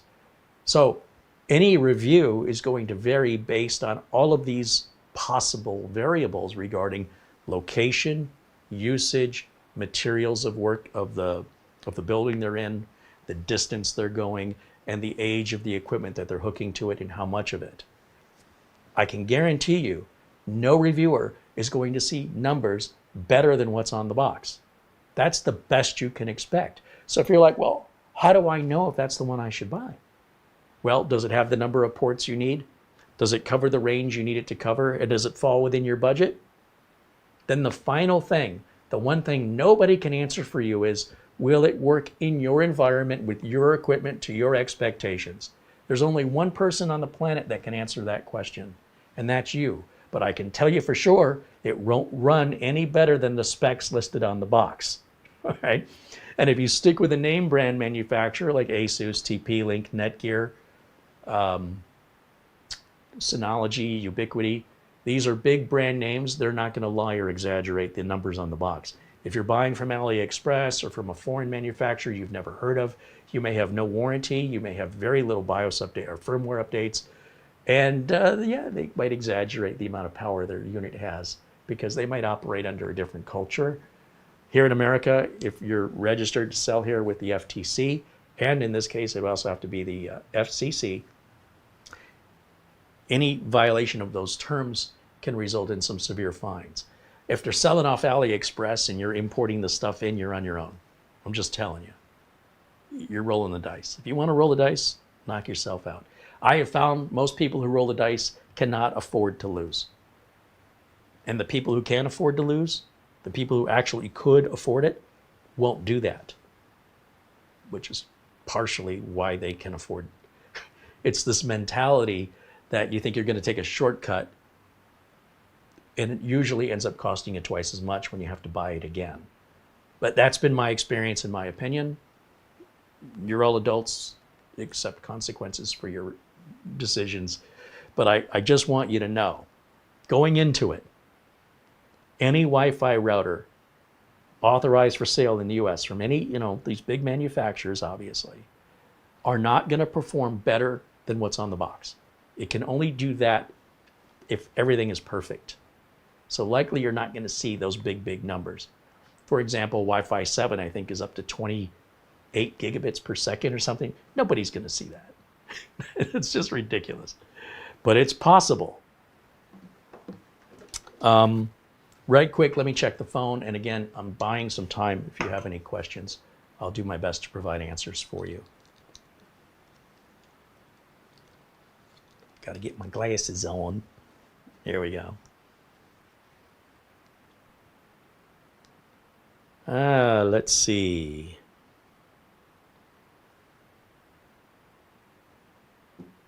Looks like our friend Mike's unboxing reviews and how-tos just went live there in England. Just got a notification for that. I don't see any new mail coming in, but I want to thank everybody for your contributions and your memberships through Super Chat or through gift cards. We had a lot of gift cards yesterday. I went looking for a case. I cannot find one I like. So the good news is that project has no customer waiting. And I'm really bored of the market for PC cases right now. There's really nothing of any quality that we haven't already done as far as I can tell. I do appreciate your suggestions, and I'm considering them for other builds, but for yesterday's build, I wanted something special. The old streamer, I thought, I could upgrade the old streamer that's in the Fantex Evolve case, but that's only micro ATX. That machine runs a 9900K, so it's about 5 years old, but it's no slouch. There's really no reason to upgrade it. It's still fast. And the only thing I have micro ATX that could go in there is like a 13500 i5, which power-wise is probably about the same. Maybe a little bit faster, compared to an i9 9900K. So I'm just going to leave it. There's nothing wrong with it. It's just a really nice case. I'd like to reuse it, but I need a full-size ATX case. And I don't want a big monster-heavy case like I discussed yesterday. And everything in the market, it's all aquariums. They're all fish tanks. So the Cooler Master, like that M500, is an attractive case, but it does look old. It's 5 or 6 years old already, and I don't know. I think the universe is just telling me to wait. So that board is going to sit, and we'll figure it out. In the meantime, we did order the Lian Li 011 compact along with the HydroShift 360-degree cooler. That's going to be all in white and will be the focal point for the 9900X build. And that just goes to show you how things quickly turn on a dime here. The 9900X build was for me just an AMD build that I wasn't really doing anything special with. And it turns out I poured more money into really quality, you know, that Gen 5 NVMe drive is a 14,500 megabyte per second drive. It's very expensive and it's fast. The RAM we put on it, also a bit more pricey than what I would normally use. The motherboard is all white. Everything is all white. It should go into an all white case. And before you know it, we've got about $1,400 in this thing without a graphics card in it, because the HydroShift cooler is $270. The case is another $200. And then the additional 6 case fans, in order to get that RGB look, all have to be from Leon Lee to look correct. And so there's another $500 just in case and fans and cooler. About $550. So it turns out the machine that I was just making for the heck of it is become, or is going to become, a very nice showpiece. And while I don't focus a lot on AMD here, the line is really blurring between performance benefits and prices between AMD and Intel. I feel like you could toss a coin and be happy either way with most modern equivalent options from one manufacturer or the other. AMD clearly has a better graphics card for gaming built into the CPU. If I was a gamer, I would definitely want AMD over Intel. As somebody, you know, running a YouTube channel, our streaming machine is a 9850 X3D. I think, what is it? 9750? I can't remember. Hold on, let me look. That's the red and black Gamdius case, and that is absolutely one of the most beautiful systems I have ever built. We had a lot of issues that were resolved with BIOS updates and network card drivers. These aren't issues we've typically had with Intel, but now that we've resolved the issues, it's been fantastic. And it is an AMD Ryzen 9 7950 X3D. To this day, if you try to buy that chip at Amazon, let me go over to Amazon. The price of just that chip today, even though everybody's talking about the 9800, did I say 9750 X3D? $600 for that chip. No cooler, right? You got that's a 16 core, 32 thread. I think the 9800 X3D is only a 12 core. This is way overkill for my needs. It's over the top. There's no reason I need to replace that with the 9900X we just built. This thing is amazing. I'm not gonna lie to you. I'm gonna tell you, whether I was using that 9900K that we were previously using, or I'm using this 7950 X3D, it's overkill for my needs. Even in video processing, these things work really, really well. There used to be a benefit to using the Intel graphics for video processing, for rendering, but now AMD's more or less matched that, so even that's no longer a decision factor for me. I really think you can't go wrong right now in 2024 picking one or the other, just depending on how much your motherboard's going to cost.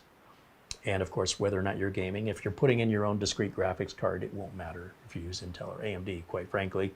The differences are very minor, and you're not likely going to experience them personally outside of benchmarks.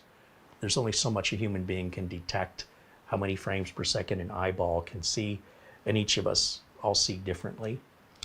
We also hear differently and we feel differently. That's why there's so many options for headphones, speakers, keyboards, and mice.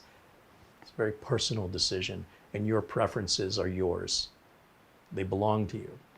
They don't necessarily apply to anybody else. So your recommendations based on your value system likely don't apply to me and mine. For that reason, sometimes you just need to have experience and pick whatever one you like, even if it's for a purely illogical reason. Right? I just like the color of this one. I've seen people buy cars. I just like the color of the car. What engine does it have? I don't know. What year is it? I think it's new. They know how much they paid, and they know they like the color. They're happy. Hey, nothing wrong with that. It's their money. It's their choice. It's not how I would buy a car, but it doesn't make it wrong.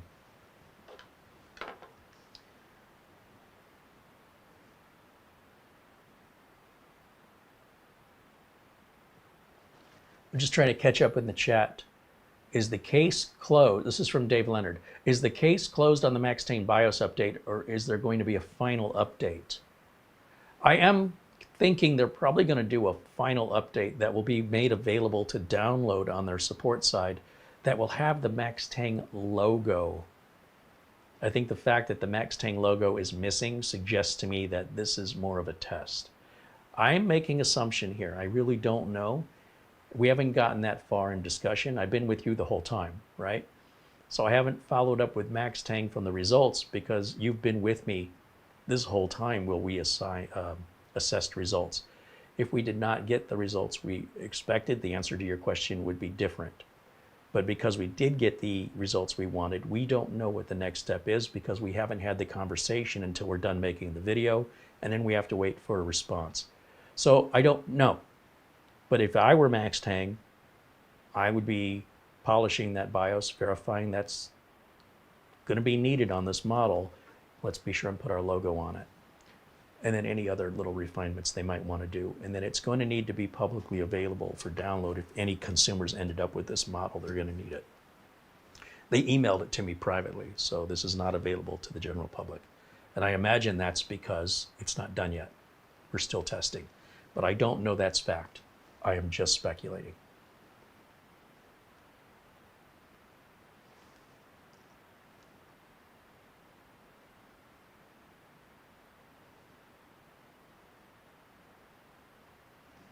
Phil Stodd says we can all live vicariously through Mitch's travels. That's the only way I can afford it. Let him sit on a plane for 13 hours. That's great. He can tell me all about it.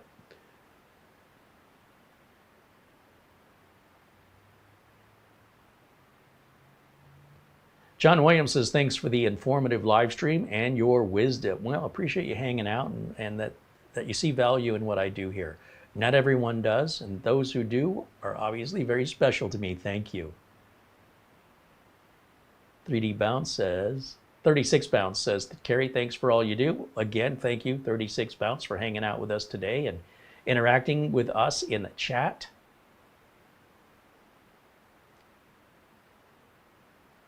Patrick says, I have one PC with a USB wireless adapter that constantly has to be replugged into the rear USB port to work. Once I unplug it and plug it back in, it works again for a while. Is there any fix for this? I think we need to know, what is the PC? Is it something you built? Is it a pre-built? And what is the make and model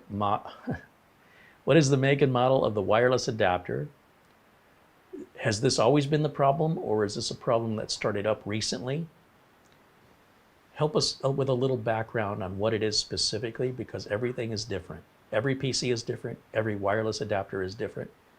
And whether or not it ever worked properly is a key determining, is this something that started and that before it was running fine? Well, what does before mean? For the last year? We're trying to assess how old this adapter is and how long you've been dealing with the problem, and that can help lead us to the solution. Some specific PCs and some specific wireless adapters do have known issues, and that's why we need that specific information to give you a specific answer. If you ask a vague question, I can only give you a vague answer, which probably isn't too useful. But I do believe with the information we can offer you more valuable insight into the resolution.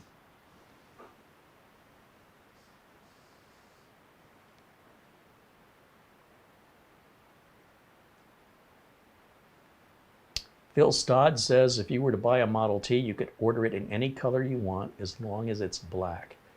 That was a famous quote by Henry Ford, and Henry Ford had a lot of wise words. We work an 8-hour day because of Henry Ford.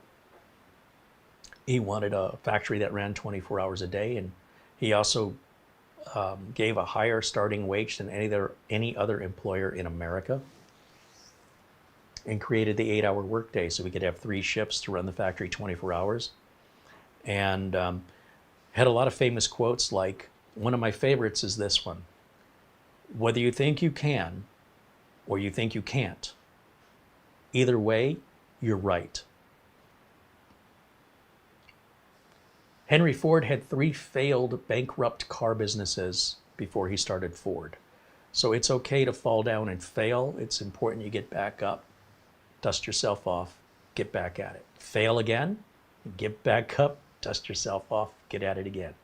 Just don't do it the same way. Take a different approach. Find a way that works as long as you can. Mitch mentions he's looking forward to riding his motorcycle now that the weather is cool in Phoenix. Yeah, for sure. The weather's really nice.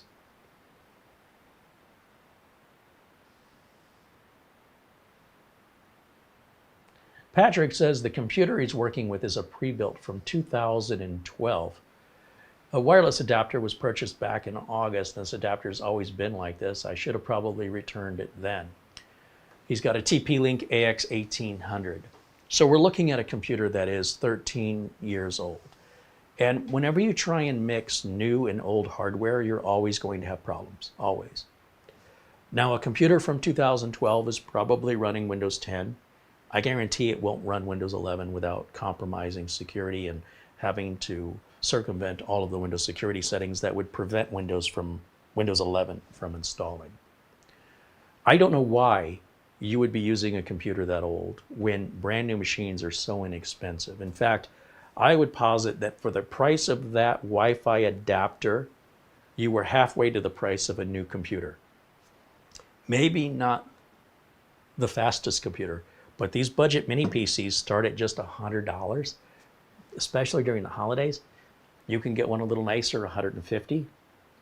You get a new warranty, you're Windows 11 compliant, and the Wi-Fi is built in. Your life would have been so much easier. Also, that 2012 computer is going to likely have a mechanical drive. That's going to fail. And it's going to fail sooner rather than later, given its age, unless you previously upgraded it yourself. It did not come with an SSD in 2012. You might have upgraded that, but for all the money you've put into that machine, at some point you've got to realize that money could have been used to buy something brand new and under warranty. And while this may not help you with the specific issue you're having, I can promise you that even when you solve this issue, there'll be another one coming soon, versus if you bought something new. AX1800, I don't even think existed in 2012. However, it's possible that you have something going on with the USB port. It's also possible the age of the computer is impeding with the age of the Wi-Fi adapter. If you bought a Wi-Fi adapter that's 6 or 7 years old, you likely wouldn't have this issue.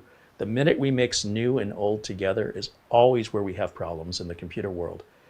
I likely get calls from people who are trying to continue to use an old monitor or an old HDMI cable, and they don't realize the HDMI standards have changed and that there are different versions of the cables. But they're like, well, it always worked before. Why should I have to spend money when I don't need to? Well, you can just try a different cable that's compatible, right, in that sample. But you're still spending money, and monitors are so cheap. By upgrading the monitor and replacing it, even though it still works, you end up with a brighter monitor that uses less power to run, which is going to save you money over time, with a clearer picture that's easier on your eyes. But until you experience it, you don't know what you're missing. That can be really hard to convince people to let old stuff go because the old stuff is working, but it's really creating a lot of issues and expenses. It's a nickel here, it's a dime here, it's a frustration here, it's a frustration there. When you've had enough of that, you'll realize it's faster and cheaper to get a brand new machine, and a computer from 2012 owes you nothing. If it were me, I would buy the cheapest Wi-Fi adapter I could get my hands on. And they sell for about $10 on Amazon. And I've showcased them here. Actually, I think when I showcased them, they're 20 bucks. But it's just a little USB Wi-Fi adapter with 2 antennas on it. They are not fast, nor would it benefit you to have it fast because the computer's going to be the choke point anyway. But for the same 20 bucks, now your $100 new PC is down to 80 if you applied that 20 bucks to it. You will have to get rid of that computer, whether it gets rid of you first by failing or Windows 10 support ends and now you've opened yourself up to identity theft and ransomware. It's going to cost you a lot more. So I advise you strongly, if you have a computer 10 years old or older and it wasn't top of the line when you bought it, it doesn't owe you anything. You got your money's worth out of that. And I would start making plans. You don't have to do it today, but I would start making plans by, October of next year to stop putting money into the old one and put that money away until you have 100, 150 bucks to buy even a most basic budget computer, which will be so much faster, smaller, and have a warranty. And all these problems go away for a couple of years anyway. But the older it is, and this goes with humans and cars and everything else, the more frequently it fails and the more time you're going to be spending fixing it. And as soon as you want to put something new on it, a printer, a bigger flash drive, you're going to run into all kinds of limitations. There's no NVMe slot on that drive. You're not going to have NVMe capabilities on a computer that old. So just for you to keep up is going to cost you more than to just replace it. Anyway, those are my thoughts on it. But trying a different USB port or trying that Wi-Fi adapter in another computer and see if it exhibits the same behavior. But all you're doing is prolonging the inevitable. You could just rip the Band-Aid off and be done with it. If you insist on making this work to buy you a few more days or a few more weeks, that's your choice. It's just not a choice I would make as a business owner, because there's no customer in the world that would pay me my rate on a machine that old. Nonetheless, there may be some other great suggestions in the chat room if you insist on moving forward in this direction, but it's one that I would strongly, strongly advise you to prepare for putting that to bed soon. Sooner is better, because you can either decide when it's convenient for you before it fails, or you can be more reactive and wait till it fails and then be forced into having to replace it when it decides it's had enough. So you can schedule that according to your availability of time and money proactively, or you can wait until the very last day when it fails and it won't work anymore and just forget any plans you had that day and whatever money you were planning on spending on something else, because you will be forced to deal with it when it fails. It's your choice. Proactive or reactive is up to you. You don't have to do anything today, but I would start planning ahead. These old computers, you're just going to experience more and more. You're just moving from one problem on to the next. You've got no warranty, and if you enjoy it, have fun. But I don't get customers calling me for that, because it doesn't financially make any sense. But that's just my thoughts. You don't have to listen to a word I say.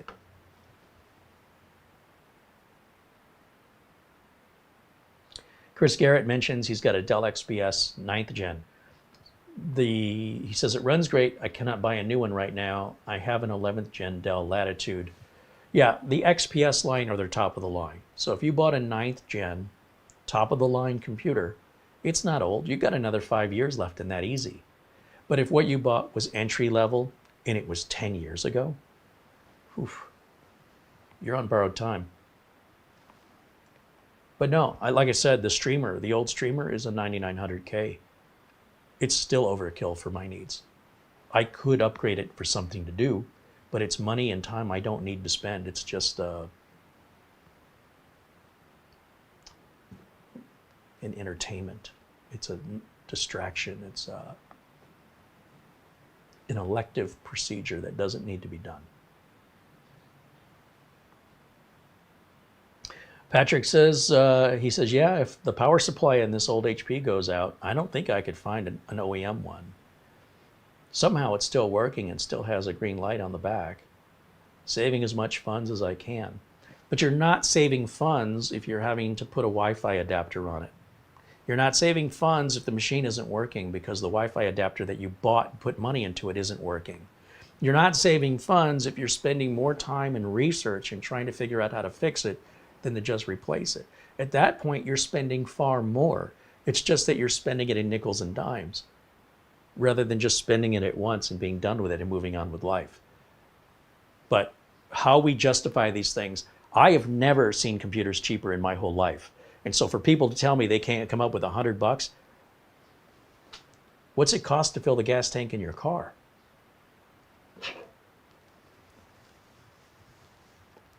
$100 today just ain't what it used to be. So I'm saying I've never seen computers so cheap. So for somebody to tell me they can't afford one, I don't know. I don't think it'd be that hard to save a few bucks over some time. Even if it's a couple dollars, you'd have $100 probably. And heck, my mom used to have a water jug that she'd throw her spare change in. And month after month, you know, this jug, it got so heavy you couldn't even move it, stuffed with nickels and dimes and pennies and quarters. And at some point you go, I wonder how much money's in this jug. Over $300 was sitting in change. We had to count it all out, you know. These days you take it over to the Coinstar machine and just dump it in there and it sorts it for a fee, instantly calculates it and gives you your money. And you're like, hey, it's a great way to have an extra $300. If I had a swear jar, I bet you I could afford a brand new Tesla by now.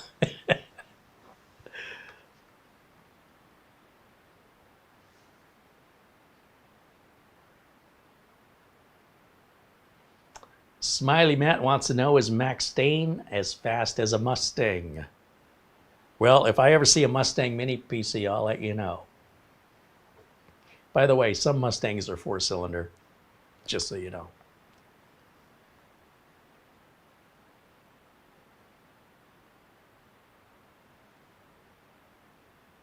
John Williams says his bank will sort the big change for free, the big change jar. Hey, great. That's going to the bank. These Coinstar machines are typically not found in banks. They're found in like grocery stores and department stores where you just, you know, you're going there anyway. Me going to the bank, I'll tell you what, lugging that giant 5-gallon water jug filled with change, whew, you definitely want to put it in a shopping cart, something my bank doesn't have, so I can wheel it from the car into the store and then just tip it into the Coinstar machine. Maybe the bank has someone big and strong that can come lift it out of the car for you too.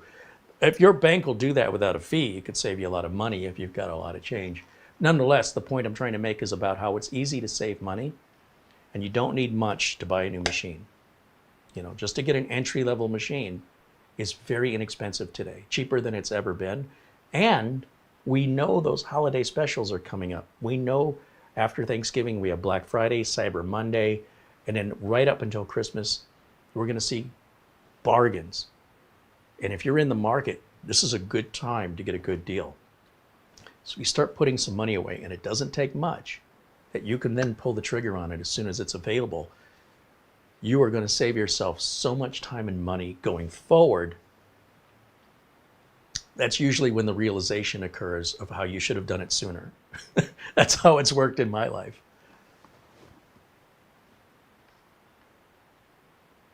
Barry Klein said, if you found a Mustang Mini PC, you'd likely want to buy it.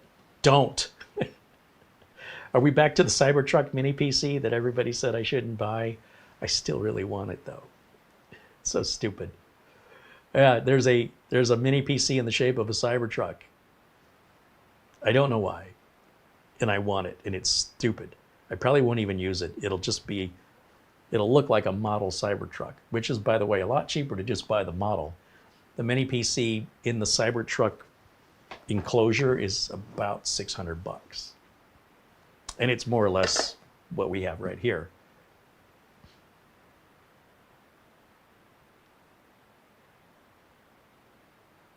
Zach wants to know, what's a nice economy brand that doesn't come from China?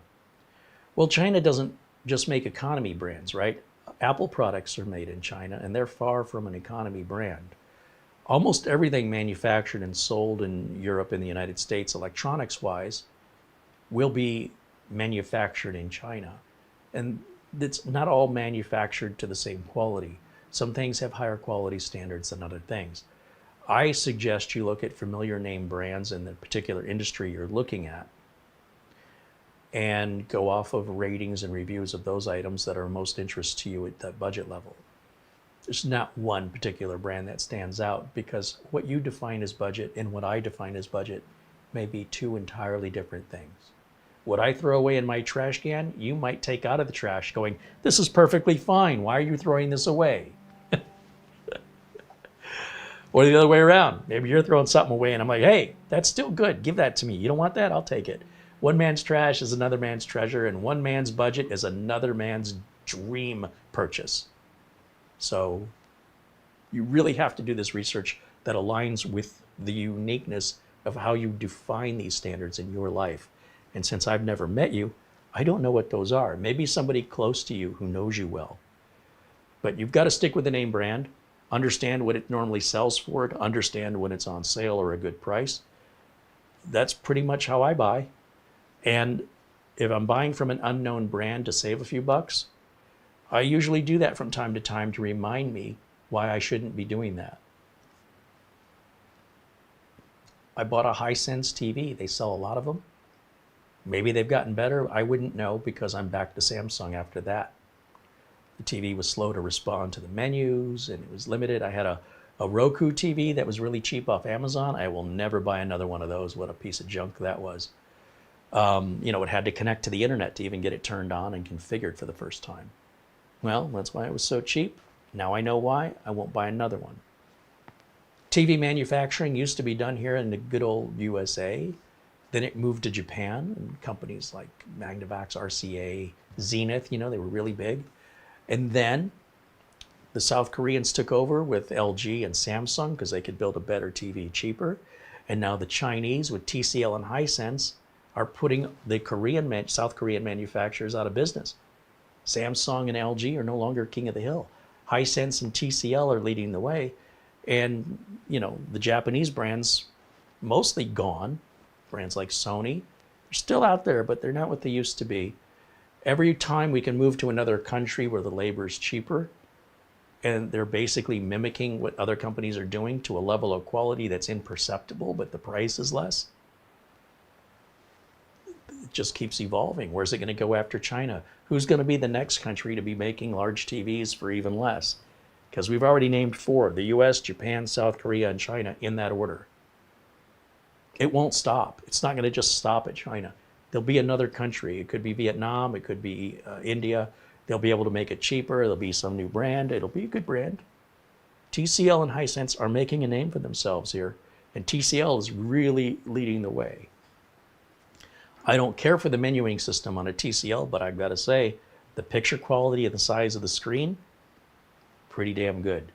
Menuing system's pretty quick to respond, but again, I don't have all the controls I have on a Samsung or an LG, but they are starting to take over as the #1 TV seller, Hisense and TCL.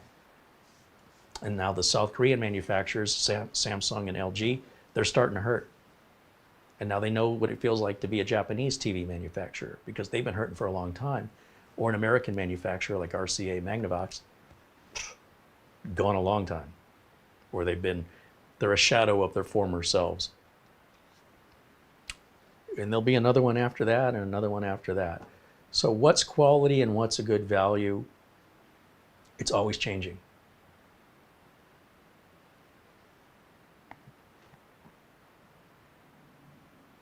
Phil Stott said, I have not heard about the B-Link with the internal power supply lately. I don't know that there's much to say about it. It's the EQR6. I really like it a lot. I don't use it myself because it doesn't quite have the amount of power that I want.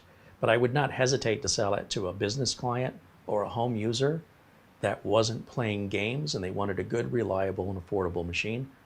It's a really good value, in my opinion, today compared to what's on the market. And the convenience of it, having an internal power supply, I think is genius.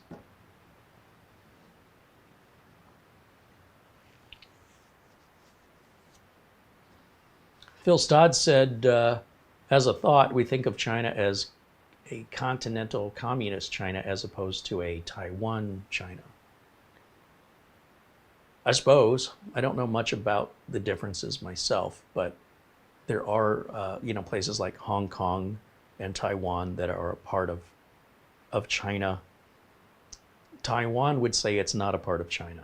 Taiwan says it's its own place, and we may end up with a war there, so we'll see what happens. But China is claiming it owns Taiwan, and Taiwan is saying, no, you don't. And you want to talk about a David and Goliath. I don't think Taiwan can win that. But if it happens, the whole world's going to suffer because we have a lot of chip manufacturing there that the world relies on, including the chips they need to have wars. Think about that irony. But that's the limit of my international East Asia knowledge, which isn't much. And it's barely a string at that I'm grasping onto.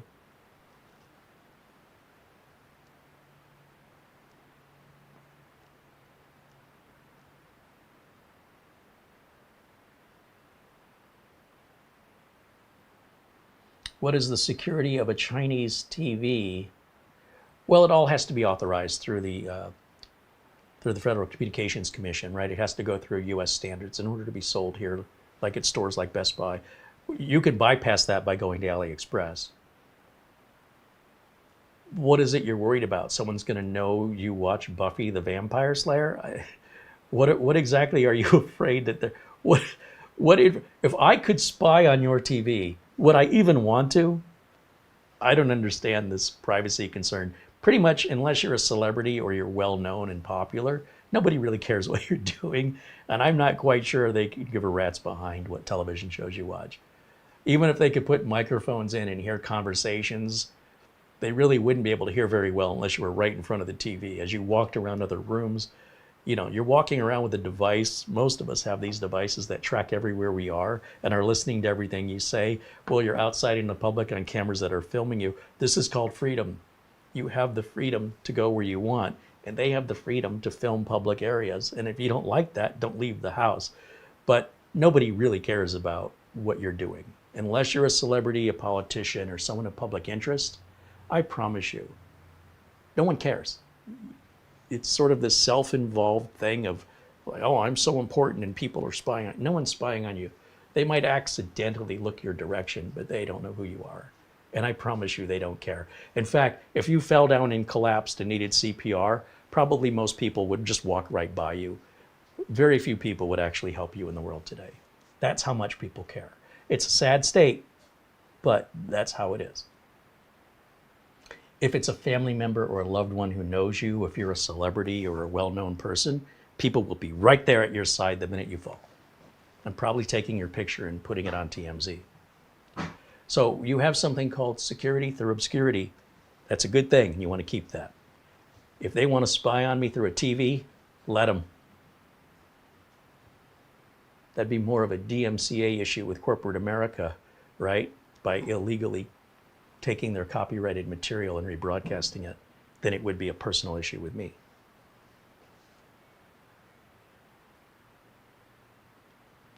Chris Garrett said your smartphone is listening to you. Of course it is. Yeah, especially if you have the effects turned on, just like an Alexa or a Google Echo. These things listen. That's what they do. So what? What are you saying that you think anybody cares? I don't care.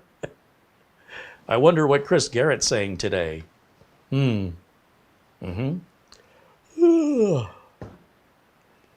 Well, that information was a complete waste of time. Let's see who else I could spy on and completely waste my time. Oh, wait a minute. He's got the launch codes for the nuclear weapons. I knew this was going to pay off. I don't know what people are thinking in the world today. You're not doing anything that important. I know you think it is, but nobody else does.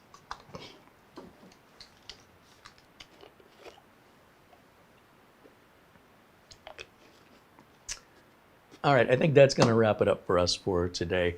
Again, I want to thank Maxtang. You know, they were very quick to respond to us. And the solution they offered is working. We'll report back to them our findings along with the information on the Kingston drive, which again has affected many PC manufacturers. They may not be aware of it. So we'll let them know this is something to watch out for. And then we'll see if they offer us a replacement or how they want to handle that. Beyond that, if you have any experience with this brand, we'd love to hear from you, whether or not you would recommend it, or if you've had issues, or the opposite, you think it's a really great deal. Nothing better than hearing from actual consumers for real product reviews rather than a content creator, right? If you live with this and rely on it every day, your review is far more valid than anything you're going to see from a reviewer. Your benchmark is how you use it. I can benchmark a PC all day, but until I put it into the hands of the end user, that's the only benchmark that matters. Are they happy with it, or are they not happy with it? I don't care what the numbers say. I care what people say. People are going to tell me they like it or they don't like it and why. And then I can use that information to continue on the path or make improvements as needed, not from Cinebench or Crystal Dismark. Let me be clear on that. No customer has ever bought anything from me based on a benchmark, like a synthetic benchmark. If they buy it and they like it, they'll refer me and they will buy another one, hopefully. If they don't like it, they'll either return it for a refund, tell me to make it right, or not only never buy from me again, tell their friends they shouldn't buy from me again anyway. Or regardless of what Cinebench says, regardless of what Crystal Dismark says, those factors never come into play in the real world. That's a fantasy that people online live out to determine the strength or weakness of a PC, when the real strength or weakness can only be determined by the needs and expectations of the person using it. And for all of us, that's different, and I want you to remember that. Numbers are just numbers. You don't even know that those numbers are real. You don't even know how they're calculated. You're just assuming they're accurate and they're not being fixed in some way. Maybe you're right, maybe you're wrong. But you know what you are right about every moment, all the time, is how you feel about it. And whether you like it or you dislike it, you're right for your reasons, not for mine or anybody else's. And in your world, with your money, your reasons are the only ones that matter to you. So if you have experience with products that we promote or review here, we'd love to hear what your thoughts are, for better or for worse, because at the end of the day, we're trying to help each other. And living with it every day may give me a different opinion of it, for better or for worse. I've got too many here. I can't live with them all every day. If I could, I would, at least for a few months. But, you know, best I can do is kind of assess and then say, okay, well, you know, I wouldn't recommend it, or I would under certain circumstance of budget and expectation. But that's all speculative. I want to hear from people that have real experience. So please do share your experience with us. And, you know, we can then, with a number of people reporting, kind of find, hopefully, some commonality amongst them all. Like, most people don't like this. Or it's 50-50. It could go either way. We've got to collect the data, and through the data collection, we can have a much more accurate assessment if it's something you should buy or not, based on overall statistics, not just on my personal perspective. And I think that's true for all YouTube channels and all reviews. So we would appreciate hearing back from you, sharing any experience, for better or for worse, with any of the mini PCs from any brand. Would you buy it again? Would you recommend it? Never again? Which model and why? That'll wrap it up for us for today. I thank you guys so much for hanging out with us today. Remember, we have 30% off of Acronis products, 30% off of password manager called RoboForm. If you've never used a password manager, I don't know how you're living without one. We have 30% off Windows and Office license keys from our friends at SCD Keys. All of the links for all these products and discount codes are in our video notes of every video we make. I want to thank Mara for working in the background tirelessly, doing all the administrative stuff that I hate doing here on YouTube. And of course, if you want to email us, our email address is, once I find it, I'll put it up on the screen here.